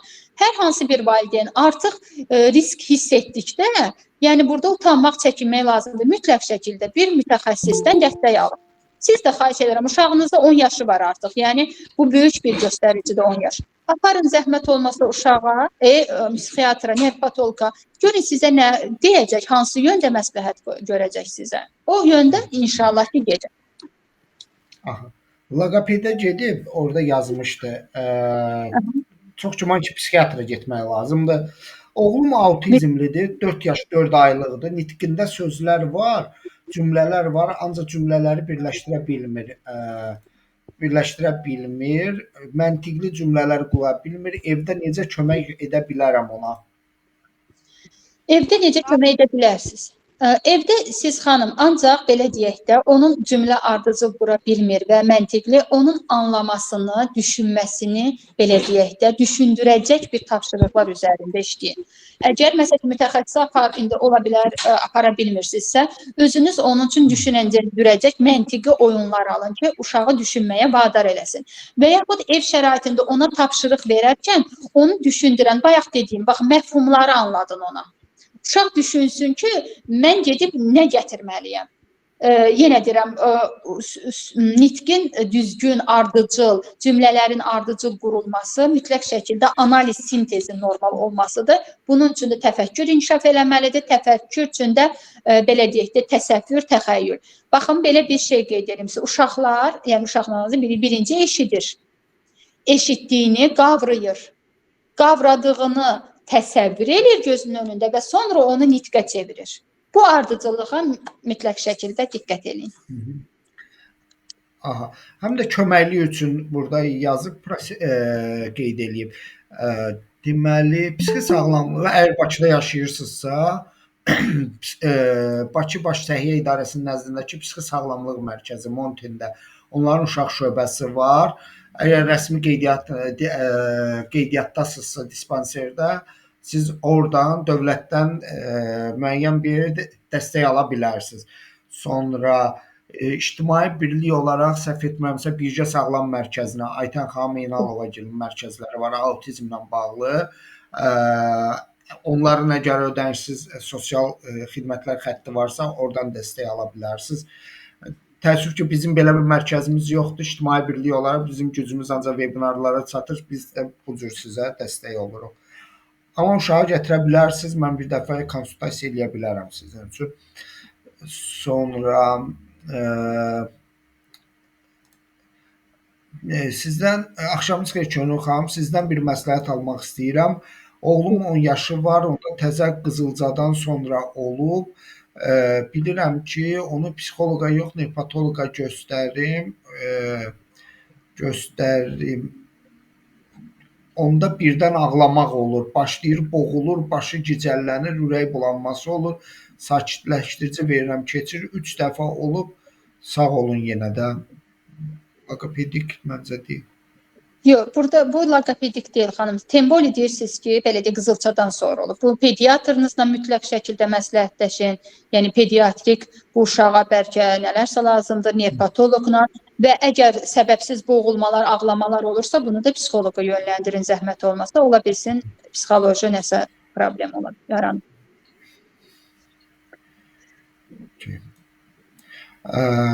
Salam, övladım 2 yaş 2 aylıqdır, danışmır, lüğət ehtiyatında 2-3 kəlmə var, amma heyvanları, meyvələri, bədən üzvlərini tanıyır.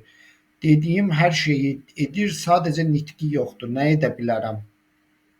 Vallahi bayaq dediyim kimi, indi müraciət edənlərin 90%-də bu problem var. Uşaqlar anlayır, qavrayır, pasiv lüğəti var, aktiv lüğətə çevirmirlər. Aktiv lüğətə çevirmək üçün də Kamil müəllim bayaq dedi, uşağın danışma ehtiyacı olmalıdır. Uşaq danışmağa ehtiyac duymalıdır, sual verməlidir.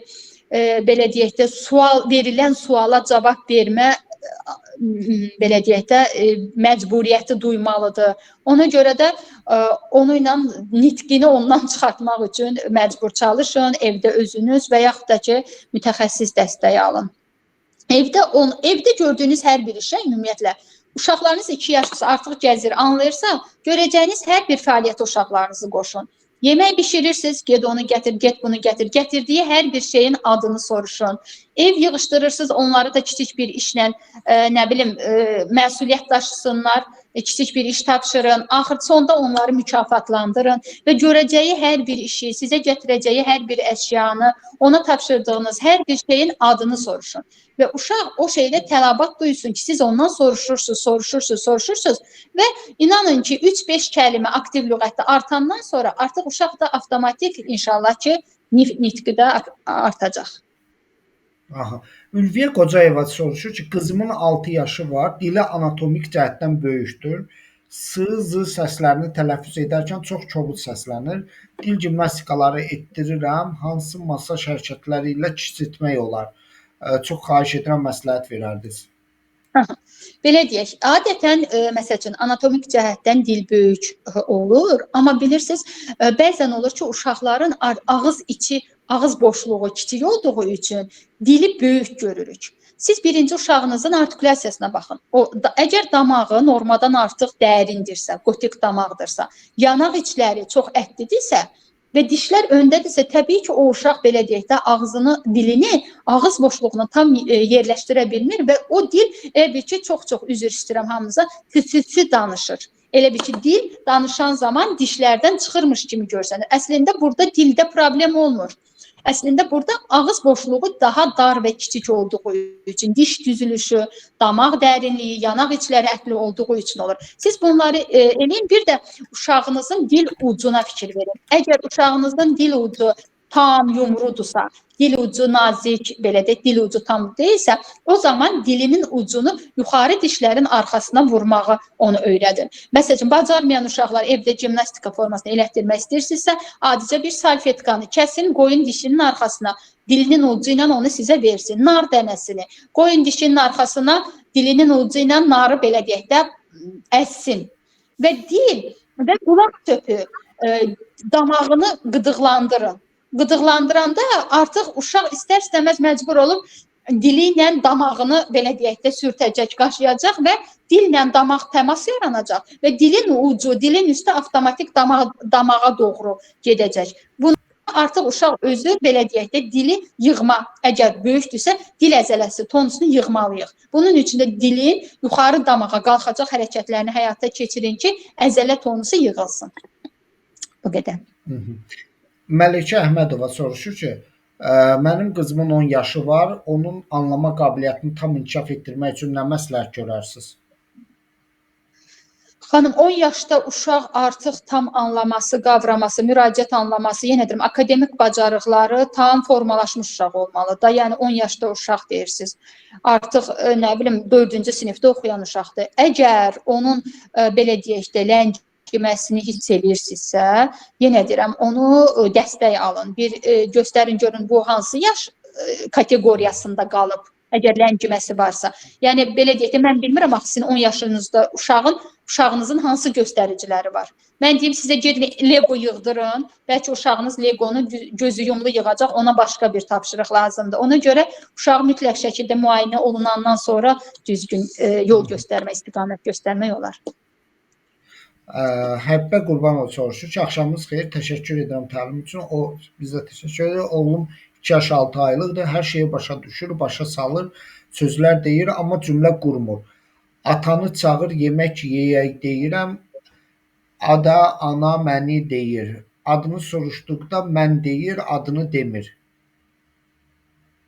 Baxın, normal olaraq 2 yaş 6 aylıq, belə dedik, 3 yaşına çatacaq da artıq cümlə qurmalıdır. Yəni, burada nitq ləngiməsindən göstəriciləri var. Amma anlama qavraması normaldırsa, artıq siz onu ilə şəkilli kitablar alın. Özünüz evdə işləmək istəyirsinizsə. Şəkilli kitablar alın və gördüyü şəkillər üzərində hekayə qurmaq formasında. Təbii ki, böyük uşaqlardan tələb etdiyimiz kimi yox, onun yaşına uyğun olaraq hekayə qursun, cümlə qursun. Təbii siz deyin, cümlə ardıcıllığını deyin, sözlərdə şəkilçiləri deyin və uşağınızı da sizdən belə deyək də təkrarlamasını tələb edin. Və bir də əgər deyirsiniz, adını demir, mən deyir. Əgər adına reaksiyası tam formalaşıbsa, yəni narahat olmayın. Əgər adını hamı çağırır, dönüb baxırsa, öz adına reaksiyası tam varsa, o zaman narahat olmuyor. Məsəl üçün, şəkillərdə birinə öz adını qoyun. Məsəl üçün, deyin, bu sənsən. Məsəl üçün, deyirəm, Vasifdir. Bu mənəm. Məsəl üçün, Kəmaləyəm. Bu atadır, odur. Yəni, adlarla və kimin kim olduğuyla nağıl kimi qurun və nitqini inkişaf elətdirin. Sonuncu sualları oxuyuram. 2 yaşında qız uşağıdır, telefonla çox əlaqəsi var Doğulandan. Doğulandan ola bilməz, yəqin siz tanış eləmişsiniz. Adını çağırırıq, hə deyir, hərdən və söz bazası azdır, sadəcə 5-6 söz deyir, sadəcə anasına, atasına yəni. Başqa uşaqlarla oynamır, çox ağlayır, danışanda belə başa düşülmür, birdən başlayır qəribə danışmağa, stolların üstündə gəzməyi və ruçka ilə qaralamanı sevir, çox ağlağan və anasına yapışır. Bu uşaqla necə başlamaq olar? O uşağı birinci, ilk əvvəl telefonla tanış eləyən zaman siz böyük səhv eləmişsiniz. 2 yaşında və telefona bağlılıq var. Və çox sizdən xahiş edirəm və valideyn olaraq məsuliyyət daşıyın. Uşağınızı elə sabah aparın bir psixoloqun və yaxud psixiatrın yanına. Yəni 2 yaşlı uşağın bu göstəriciləri davranış problemini ortaya çıxara bilər və digər çatışmazlıqları. Mütləq şəkildə mütəxəssis dəstəyi alın və istiqamətlənin uşağınızın düzgün inkişafına və telefonu ümumiyyətlə hamıdan evdə yığın. Uşağınızla özünüz ünsiyyət qurun. Mən ümumiyyətlə yanıma uşaqlar gətirəndə bu inkişaf və davranış pozuntusu olan uşaq kateqoriyasından olanlar. Mən 3 əsas şeyə birinci fikir verirəm. Birincisi telefon ki, telefona nə qədər bağlıdır, valideynlər, uşağın özü. Sonra əmzikdən, soskadan çıxıb yoxsa yox, çox vaxt soska ilə gətirirlər. Pampers adi hala çevrilir. Pampersi də çox gec çıxardırlar. Bu da onlarda tutma, buraxma refleksini yubadır və davranış pozuntusuna çox vaxt səbəb olur. Və bir də əsas vacib şey, yatanda uşaq ayrılıb ayrı yatır, yoxsa valideynlərlə yatır. Bunun özü də bir ayrı bir problemdir, böyük bir dərddir.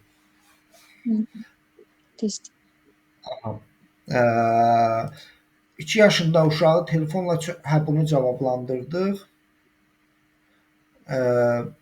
Nevropatoloq olaraq kimə müraciət etmək olar sizə zəhmət? Əlbəttə ki, qeydiyyatda olduğunuz yer üzrə nevropatoloqa, pediatra və yaxud da psixiatra müraciət edirsiniz. Əgər dil anatomi cəhətdən böyükdürsə, hansı artikulyar gimnastikalar etmək lazımdır, cavablandırdınız onu. Bütün sualları cavab verdiniz. Yerdən suallar, əl qaldıranlar həddən artıq çoxdur. Bunların hamısına mən çox xahiş edirəm, əgər orada valideynlər varsa, sırf valideynlərin əli qalsın, digərləri əllərini çəksinlər. Çünki vaxt çox azdır. Heç olmasa kiməsə biraz faydalı olar. Yalnız valideynlər sualı olanlar varsa, vermək istəyənlər. Yalnız valideynlər versin.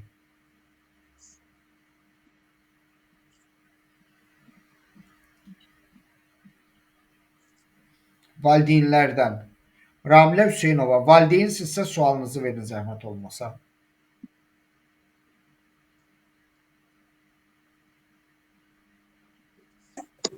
Kamil müəllim, Zahid Hüseynova dediniz siz?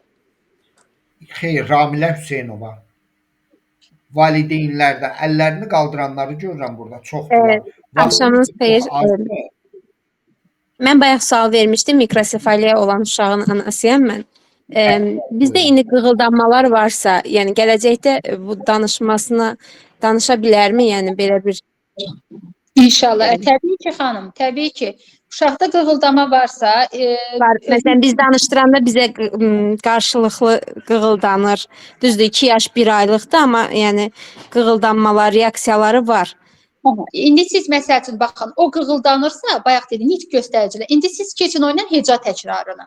Artıq qığıldamadan çıxın və uşaqlar necə öyrənir? Təqlidlə, oyunla, sözlü, yəni nitq inkişaf edir. Bir də kitablarla, kartlarla. Sizin uşağınız indi təqlidlə, heca təkrarı ilə öyrənən dövrdədir. Siz onu qığıldamadan çıxarın heca təkrarına. İnşallah başlayın baba, mama, təqlidlər eləyin, əl çalsın sizinlə, nə bilim müəyyən əlinizi stola vurmaq, ala eləmək, didda eləmək. Yəni uşaq oyunları formasında hərəkətin və nitqin təqlidinə keçin. Ondan sonra inşallah ardıcıllıqla, yəni nitq göstəricilərinə uyğun inşallah ardıda gələcək. Təbii ki, danışacaq inşallah, danışma ehtimalı da var.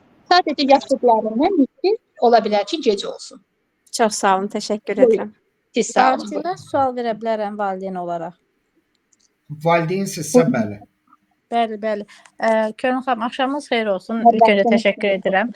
Mənim oğlum 6 yaşındadır. Nitq qabiliyyəti var, söz ehtiyatları var. Yəni məktəbə də gedir. Hər şey çox mənə görə yaxşıdır, super. Sadəcə nə problem var? Hər hansı bir fikrini ifadə etmək istəyəndə bəzən kəkələyir, yəni dayanır. Misal üçün hər hansı bir nağıl danışmaq istəyir. Nağıl danışanda cırtdan belə fikirləşə dayanır. Yəni əslində çox hər şey bilir. Ya o nədən ola bilər? Yəni onu elə fikirləşmək, fikrini çatdıra bilməməyi. O kəkələmə deyil. O sadəcə kəkələmə başqa şeydir. O uşaq elə bir ki, düşünür və düşüncəsini tam belə deyək də beynində formalaşdırıb nitqə çevirmək üçün, özünə vaxt qazanmaq üçün onu belə deyək də ı-dan istifadə edir. Məsələn, özünüzü düşünün. Yəni məndə də olub, məncə hamıda olub. Lövhəyə Bəli. çıxıb dərs danışanda müəllimə bizə sual verəndə tutaq ki, deyirdi ki, ismin hallarını say. İndi biz onu düşünüb ona cavab verməliyik. Yaxı nə deyirdik? İsmin hallarını say. Hamımıza deyir, müəllimə deyir, təkrar eləmə, cavab ver. Yəni Bəli. normal məktəbdə hamımız özümüz üçün cavab vermək üçün vaxt qazanan zaman onu təkrar edirik və bəzi insanlar özünüz görürsünüz, hətta jurnalistlərimiz var, dövlət işində işləyənlərimiz var ki, məsələn, nitqini ardıcıl, rəvanlı nitq o uşağa çoxlu mütaliə elətdirin, xanım. İndi nağıl uşaqlar məktəbə gedir. Nə qədər bildiniz, lüğət ehtiyatını və söz bazası uşaqlarda, insanlarda çox olanda nitq axımlı, ardıcıl, rabitəli və səlis olur. O söz tapa bilmir, ona görə eləyir, düşünür o anda ki, nə deyim ona görə. Siz uşağa çoxlu mütaliə elətdirin. Aydındır, çox sağ olun. Buyurun, siz sağ olun. Okay. Başqa valideyn olanlar varmı əli qaldıranlardan? Gülya M. Sonra valideyn olanlardan. Salam, hər vaxtınız xeyir. Hər vaxtınız xeyir olsun, xanım. Valideynəm, Kərimova Əfsanə. Çox sağ olun, maraqlı təlim oldu. Çox maraqlı, çox vacib nüanslara toxundunuz. Belə bir sualım var. Oğlumun 8 yaşı var. Allah saxlasın. 2-ci sinifə gedir. Belə deyim də, özgüvənsizdir, qorxur. Məktəbdən kimsə buna nəsə deyəndə gəlir evə deyir ki, daha məktəbə getməyəcəm. Sonra nəsə, məsələn, pul vermişik ki, ged özünə dəftər al, gedib şirniyyat alıb, nə almısan? Sual verəndə cavab verə bilmir, qalır, duruxur, başlayır gözləri yaşarmağa. Bunu nə etmək olar ki, özgüvən formalaşsın? Yəni, qorxu hissi, özgüvəni hissin daha kölgədə qoyur, qorxaqdır.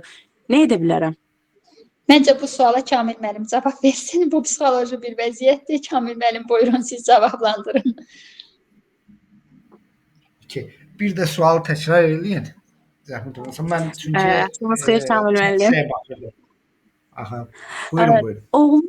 Oğlum özgüvənsizdir, Kamil müəllim. Deməli, məktəbə gedir. Məktəbdə məsələn sinif yoldaşları ilə sözləri çəp gəlir falan. Səhərsi gün deyir ki, daha mən məktəbə getməyəcəm. Getmək istəmir məktəbə. Sonra deyirik ki, yəni belə olur, yəni normal haldır. Yola salırıq, gedir. Növbəti gün məsələn pul veririk ki, özünə dəftər al, gedir şirniyyat alır, gəlir, deyir ki, nə almısan? Deyir ki, qalır, başlayır gözləri yaşarmağa. Deyir, niyə dəftər almamısan? Yəni elemental bir misal çəkirəm də sizə ki, başlayır ağlamağa, gözləri dolur. Yəni qorxur, özgüvəni yoxdur, çəkinir bəzi şeylərdən. Yəni rahat uşaq deyil də, çox narahat uşaqdır, qorxur hər şeydən. Nədən ola bilər bu? Nəylə əlaqəlidir? 8 yaşı var. 8. 8 yaşı var. Birincisi onu aydınlaşdırmaq lazımdır ki, özgüvənsizliyin arxasında nə dayanır, nəyə görə özgüvənsizlikdir və siz bunu özgüvənsizlik kimi ifadə eləyirsiniz. Sonra digər işləri görmək olar. Yəni ilk növbədə onu aydınlaşdırmaq lazımdır. Psixoloji dəstək lazımdır da, yəni. Bəli, psixoloji dəstək, psixoloq dəstəyi lazımdır, loqopedik deyil. Psixoloji, anladım. Çox sağ olun, təşəkkür edirəm. Sizə sağ olun. Gülya M buradan əlin yazmışdı ki, valideynəm. Buyurun, verə bilərsiniz sualınızı. Müəllim, bu sual doğrusu verilməmişdi. Siz mən həm mütəxəssisəm, həm də ki, bir valideyn görüşüm. Oğlumun 4 yaşı var. Bağçaya gedir, yeni gedir, açalım desəm. Uşaq, belə deyim də, sandviç tipli bir uşaqdır. Yəni, temperament tipli deyirəm. Bağçada da belədir ki, məsələn, sandviç tipli uşaqlar və səhətdilər, hərəkətlidirlər. Amma ki... Nə uşaqdır? Biraz yüksək zəhmət olmasa, o hissəsini başa düşmədim. Edirsiniz? Alo. Bəli, indi yaxşıdır, danışın. Bayaq mikrofon Nafiqə qoşulmuşduğuna görə. Hə, Aha, buyur. deməli oğlumun 4 yaşı var, bağçaya gedir, amma bağçaya bir ay getdi, xəstələndi, indi yenidən gedir. Uşaq belə deyim də, sanguinik tipli bir uşaqdır, temperament tipini nəzərdə tuturam.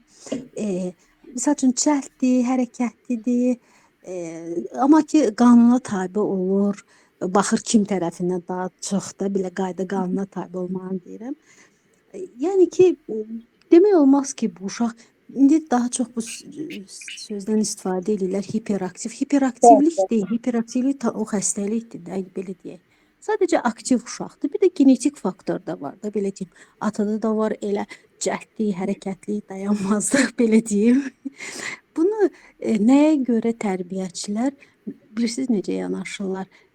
Şikayət kimi də, amma axı hər şey şikayətlə tutmaq olmur. Gərək uşaqların hardasa pedaqoqsansa onun psixoloji yanaşmanı da düzgün aparmaq lazımdır.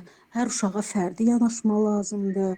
İndi mən onu birbaşa deyə bilərəm ki, yox, axı bu uşaq təbiidir bunun bu cür vəziyyət. Bütün uşaqlar o biri tip deyək ki, flegmatik və ya melanxolik tip ola bilməz ki, sakitcə dursun yerində. Bəli. Belə deyək də, siz xanım, şükür Allah saxlasın evladınızı. Sizin dediyiniz kimi, Allah hamı balaları saxlasın. Uşaq ola bilər ki, aktiv uşaqdır, belə deyək də, uşaqlığın dəcəlliyini eləyir, dəcəl uşaqdır, özgüvənli uşaqdır. Məsəl üçün, ailədən gələn uşağa verilən bir özgüvən var ki, uşaq müəyyən mühitlərdə o özgüvəni rahatlıqla göstərə bilir. Əgər belə deyək, müəllimə ilə uşaq, müəllimə buna şikayət edirsə, məncə belə deyək də, hamı pedaqoqdur, işləyir, hamını alacağını saysın, amma bəzən bu sahələrdə maariflənmə zəif olur. Siz, məsəl üçün, onun müəlliməsi ilə ən yaxşı valideynsiz və təklikdə müəlliməyə, yəni rahatcana izah eləyin. Mənim uşağım belədir, anlama, qavrama, müəllim də görə hər bir şey normaldır. Sadəcə xarakteri olaraq atasından gələn genetik faktorlar da var, yəni uşağımın belədir və belə deyək, bir valideyn olaraq, yəni sizə tövsiyəm, xahişim odur ki, uşağımla daha yüngül rəftar, daha nazik rəftar və onu da inanın ki, digər uşaqlarla birlikdə fəaliyyətə cəlb eləsələr, o artıq maraq eləyib, gəlib oturub onlarla, məncə bağçada 4 yaşında uşaq artıq kəsmək, düzəltmək, rəngləmək. Bəli, biz evdə də çox aktiv o barədə məşğul oluruq. Hərflərin böyük əksəriyyətini tanıyır, rəqəmləri. Yəni ki, problemimiz yoxdur o barədə, heç bir. Siz onu artıq müəlliməsi ilə danışın və belə deyək də, burada çox gözəl izah elədiniz də bizə. O izahı müəlliməsinə eləyin, müəlliməsinə izah eləyin. Ola bilər müəlliməyə deyin ki, ola bilər uşaq dərsi bölür. Mənim bir işlədiyim uşaq var idi, Yusif adında. Uşaq həddən artıq özgüvənsiz uşaq idi və 2 dillilik olmuşdu ailədə. Uşaq nitqini, belə deyək də, nitqi yox səviyyəsində idi. Uşağı işlədikcə nitqini və onu çalışırdım ki, özgüvən verim, sən bacararsan. Uşaq sözü deyəndə öz sözündən utanıb ağzına tuturdu ki, mən söz dedim. O qədər, yəni özgüvənsiz oldu və özgüvən verirdim, sən bacarırsan belə elə. Uşaq başlamışdı cümlələr demək. Uşaq bağçaya gedirdi, anası gəldi ki, müəllimə şikayət edir ki, Yusif sakitcə bir yanda oturan Yusif indi dərsdə durub gəzir. Nə bilim, belə də fəaliyyətin başlayıb da aktivləşib və müəllimə xoş deyildi də bu təbii ki. Mən eynən bax sizə dediyim kimi valideyndən xahiş elədim ki, gedin müəlliməyə deyin ki, yəni bu uşağın nitqi olmayıb və heç bir fəaliyyətə cəlb olunmayıb, kənarda qalan uşaq sakit sizə təsir bağışlayır. Amma indi uşaq aktivləşib, özgüvəni artıb, nitqi artıb və xahiş eləyirəm ki, mən mütəxəssis olaraq deyin mənim adımdan ki, onu fəaliyyətə cəlb eləsin və o uşaq da digər uşaqlarla birlikdə həmin fəaliyyətlərdə, məşğələlərdə iştirak etdikcə artıq onlara uyğunlaşmağa başlayacaq və o dəcəlliyini, belə deyək də, kənara qoyub tabi olacaq. Çünki artıq 5 yaşında biz artıq təhsilə yönəlirik deyənə, artıq partada oturmaq, istər-istəməz beyində tabi olmaq, oturmaq, dinləmək, diqqətimizin müddəti inkişaf eləyir artıq. Daha çox diqqətlə biz kimisə dinləyə bilirik. Və bunu pedaqoquna siz izah eləyin, məncə başa düşəcək. Xanım, qısa bir şey deyə bilərəm dediyinizlə bağlı. Buyurun. Mən məktəbdə müəllimə işləyirəm və 6-cı sinif uşaqlarla işləyirəm. Sizin dediyiniz kimi bir hal baş vermişdi. Uşaq çox dəcəli idi. İnanırsınız, bütün müəllimlər ona şikayət edirdi. Hiss elədim ki, bu uşaq özünə diqqət cəlb edir. Ola bilsin ki, müəllimə uşağa yetərincə qayğı vermir və uşaq dəcəlliklə o müəllimi sevir, amma onun diqqətini cəlb etməyə çalışır. Bəlkə də müəllim o uşağa biraz fərdi yanaşmalıdır. Nəyisə eləyəndə onu sığallayıb, ona o özgüvən hissini verməlidir. Düz Çox deyirsiniz. sağ olun, sağ olun. Buyurun, Dəstək buyurun. olduğunuz üçün sağ olun. Buyurun, siz sağ olun. Son iki sualı da alaq. Yoxsa bu bitməyəcək burada davamlı olaraq biz bir Kamil dəfədə benim sualımı görüş səsləndirə bilərəm. Valideyn sizsə bəli. Bəli. Kamil müəllim 2 yaşımda qızım var. Ondan 2 yaş böyükdə bacısı var. Amma balaca uşaq doğulan deyəndə belə balaca vaxtından çox telefonla məşğul olub. İndi elə bir hərəkətlərdə biraz qəribə. Siz bayaq dediniz ki, psixoloji cəhətdən dəstəyə ehtiyacı var. Yəni loqopedik dəstəyə ehtiyacı yoxdur. Mən fikirləşirdim ki, nitqinin inkişafında problemi var ona görə. Yəni danışmır, 5-6 söz deyir sadəcə, yəni anaya, ataya, belə ən yaxınlara. Yəni elə bir ki, başqa heç kimi sevmir, uşaqlarla da oynamağı sevmir. Sadəcə adını çağırsan Fatimə deyir, hə. Bir də elə səs çıxardı ki, elə bir ki, yəni özü danışmır da, bu başqa yerdən çıxıb bu səs belə bir. Yəni öz-özünə də danışır bıdı-bıdı, sanki o telefonda gördüyü, yəni multfilmləri təqlid eləyirmiş kimi qəribə səslər çıxardır da. Yəni gün ərzində danışdığı belə olur, başqa bir şey danışmır. Aha. Mən çox üzr istəyirəm, adınızı bilmədim. Vəfa Əmirxanova. Vəfa xanım, bizdə loqopedik vebinarlar hətta artıq çox olub. Biz bu barədə danışmışıq əvvəllərdə.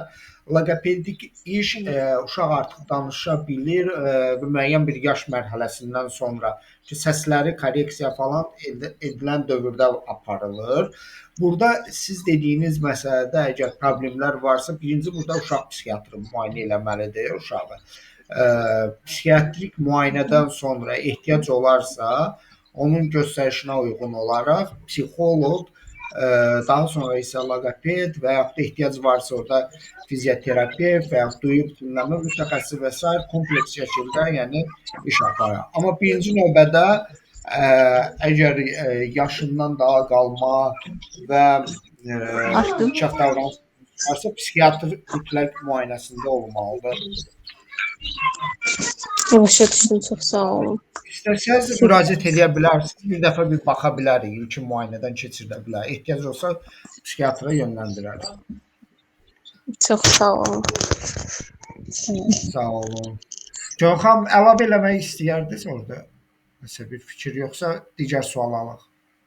Hə, Vəfa xanıma yox, mən də deyərdim ki, mütləq şəkildə birinci psixiatr müayinəsində olsunlar, mütləq şəkildə. Amma yəni əgər ehtiyac olarsa, təbii ki, yəni o yaş dövründə, hətta inarsız Kamil müəllim, indi mənim işlədiyim yaş yarımlıq uşaqlar var.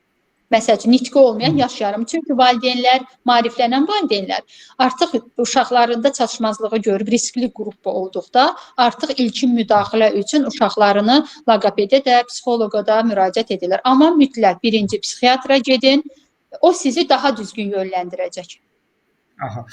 Aha, siz o zaman korreksiya edici təlim aparırsınız da, korreksiyon iş aparırsınız. Bəli. Valideynlərdə məsəl üçün loqopediya ilə o defektologiyanı qarışdırırlar. İlkin olaraq zaten defektoloji iş aparıla bilər. Loqopediya ümumiyyətlə nədir? Artikulyar orqanlar, ağız suyu, çeynəmə, udma problemi, belə deyək, zond masaj, əl masajı, səslərin korreksiyası bunlardır. Amma defektoloji iş isə ümumiyyətlə, yəni olmayan nitqin bərpası, ləngiyən nitqin bərpası, hətta məsəl üçün nitqlə işləyən zaman belə deyək ki, psixoloqla əgər köməkli işləyiriksə hər ikimiz diqqət üzərində də işləyirik, kiçik motor bacarıqlar üzərində işləyirik. Bu artıq defektoloji kompleks bir işdir. Amma loqopedik sırf loqopedik yöndə belə deyək də işləyirik. Ağız suyu, çeynəmə, udma, səslər. Belə. Aha. Valideyn varsa əl qaldıranlardan xahiş edirəm. Bəli, salam. Axşamınız xeyir olsun. Hər vaxtınız xeyir. Həqiqətən mükəmməldir. Halaldır yəni sizə vallah. Çox informasiya o qədər çoxdur ki, dəhşətdir yəni. Mən o deyir heç yerdə eşitmədiklərimi həqiqətən neçə nəfər tanıdım, amma siz həqiqətən haqqını verirsiniz bu işinizin. Allah sizdən razı olsun. Allah razı olsun. Qızım 2 yaş 6 aylıqdır.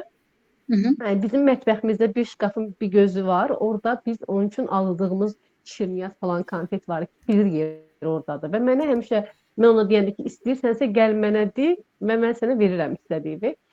Məsəl üçün o da gəlirdi ki, mama məni qucağıma götür. Yəni mən oradan istədiyimi götürüm. Bu zaman məkan anlayışıdır. Yoxsa mən bunu onda düzəltməliyəm? Yox, məkan Mama, anlayışı. Yəni artıq nəyinsə içində olduğunu bilir. Amma Amma məsəl deyir ki, mama məni qucuma götür. bilirsiniz, o gündürlüyü bilir və özü Hı-hı. çatmayacağını bilir, sizdən qucuna götür, kömək istəyir. Ki, qucağına götürəsiz bilir. Və siz onun digər məkan anlayışlarını da yoxlayın. Məsəl üçün də nəyinsə verin ona, deyin, apar qoy stolun altına. Baxın, görün, vacib deyil ki, o onu tələffüz eləsin, desin. Baxın, görün, beyin olaraq, düşüncə olaraq onu bilirmi nəyinsə altına və yaxud da verin, apar qoy qabın içinə. Görün, içində bilirmi anlayışı, üstündə bilirmi, altında bilirmi? Yəni, siz onu fəaliyyət növü kimi deyin, görün, biləcək. Yəni, 2 yaş 6 ay sağ-sol bilmə ehtiyacı yoxdur. Hələ tezdir onun üçün, yəni ona bilməz. Amma nəyinsə üçün... Buyurun. Hə, yəni elə onu dedim ki, nəyinsə içində, üstündə, altında sadə bir şeyləri bilər. Məsəl üçün də, get dur mənim arxamda. Məsəl üçün, deyin, tutaq ki, Vəfadır adı, yəni nəsə, Vəfa, get dur mamanın arxasında, oyun oynayaq. Görün, gedib duracaqmı arxamızda? İndi gəl önümdə dur, top atım sənə. Görün, gəlib duracaqmı? Yəni, belə sadə bir şeylər oyun formasında yoxlayın uşağınızı. Bir də mən o telefonu ona gec vermişəm, yəni köpəykən verməmişəm. Sonradan başladım verməyə. O da xəstə olmuşdu deyənə, o əlacım yox idi, nəsə belə narahat idi falan, biraz baş qasılsın deyənə ki, marağım falan oyansın. Hindi də bəzən telefonu istəyir məndən, o krizə girir. Amma çox belə az, yarım saat falan baxırdım, amma qaytarır, gəl oynayaq deyir mənə. O yarım saat ona çoxdur. Yarım saat yox, yaxşıdır, amma o yarım saatı da çalışın, onsuz da bu telefona baxar, onu uşağın xeyrinə istifadə edin. Qoyun, məsəl üçün, indi YouTube-da mən tapmışam, Azərbaycan əlifbası var.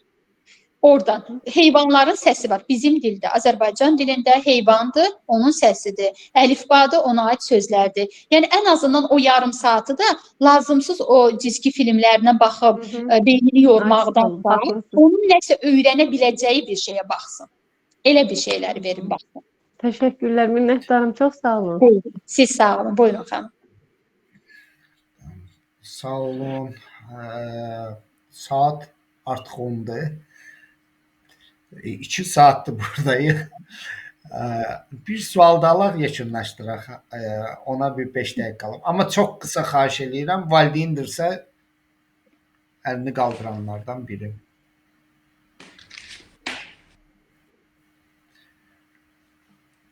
Sevinç Akif qızı var, Fərman Salmanov var, Məlikə Əhmədova var.